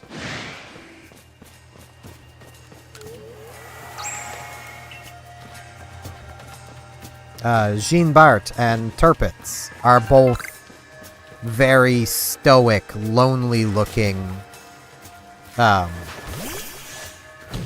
characters. Tirpitz, it's kind of an on-the-nose reference to the ship was basically dubbed the Lone Queen of the North, because basically she was more or less trapped in the northern fjords until the British ultimately sunk her by the British, because they did not want to allow another Bismarck situation to happen, and Tirpitz was Bismarck's sister ship.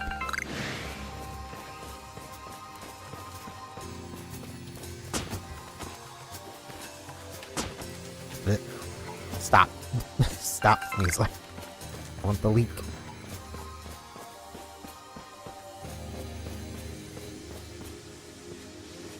There's some that, and also I should explain Jean Bart as well. Jean Bart was a Richelieu-class battleship that was basically captured by the Germans. In a way, she still served the French government, but it was Vichy France. It wasn't the proper French government. That had more or less just completely given up and been replaced by the Vichy France government. And the few French ships that wanted to continue the fight fled to Britain, which included Richelieu, her sister ship.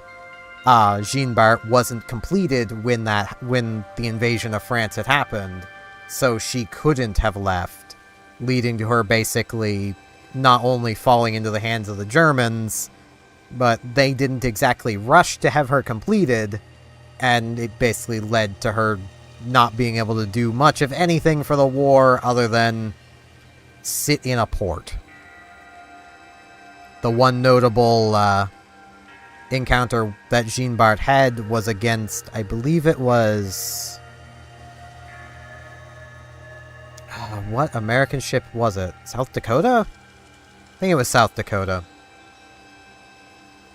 Maybe. Either way, it was basically she ended up fighting off the Americans at one point with only one functional turret. Which also, for anyone that is part of the Discord, which I do plan on making a new one, the Azure Lane anniversary song, Ain't Backing Down, it's actually one of the scenes referenced in that is Jean Bart defiantly standing. Because a lot of how the French viewed that war was, even though like they were conquered by the Germans, they still viewed all these other nations coming in as just more conquerors. So a lot of the French who served Vichy France they didn't want to fight in the first place, but they saw it as, we're just going to trade one conqueror for another, and Germany's at least letting us pretend to rule ourselves. So, you know, they had no way of knowing or trusting the British or Americans. The French in other parts of France were very much against the Germans. Anyone fighting the Germans was a friend of theirs. They didn't care who. Which also was what kind of rushed a lot of plans that the British had, because the Russians also knew that, and nobody wanted the Russians in charge of France. That was like the British's nightmare, was France and Russia ever teaming up. So, you know.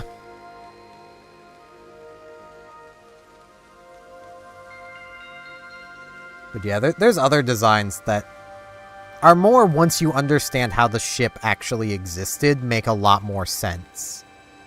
Like, the French cruiser Emile Bertin. She's a ballerina. Very agile, very nimble.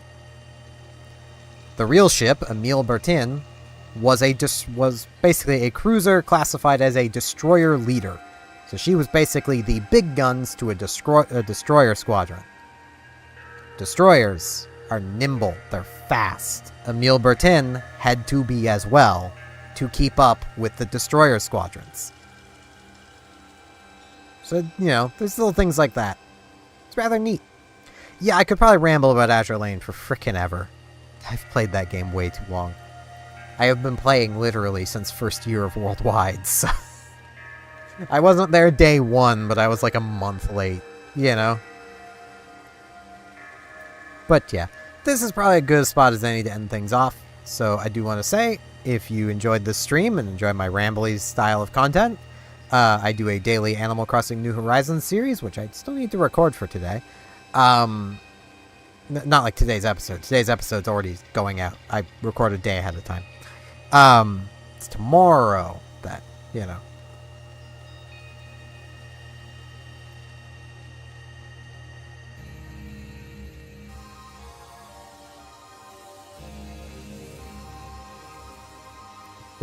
I also do a daily series every Monday, Wednesday, Friday. That's currently We Love Katamari. I think I'm literally one episode away from finishing that, so I don't know how much longer that'll be. And I stream every Tuesday, Thursday, Saturday, so if you just like the streams, 3 days a week, you can tune in and see me streaming. For now, currently mostly Pokemon. Past the 28th, probably mostly Monster Hunter Wilds. But yeah, thank you all very much for watching, and hopefully I will see you back here the next thing I do. See you then.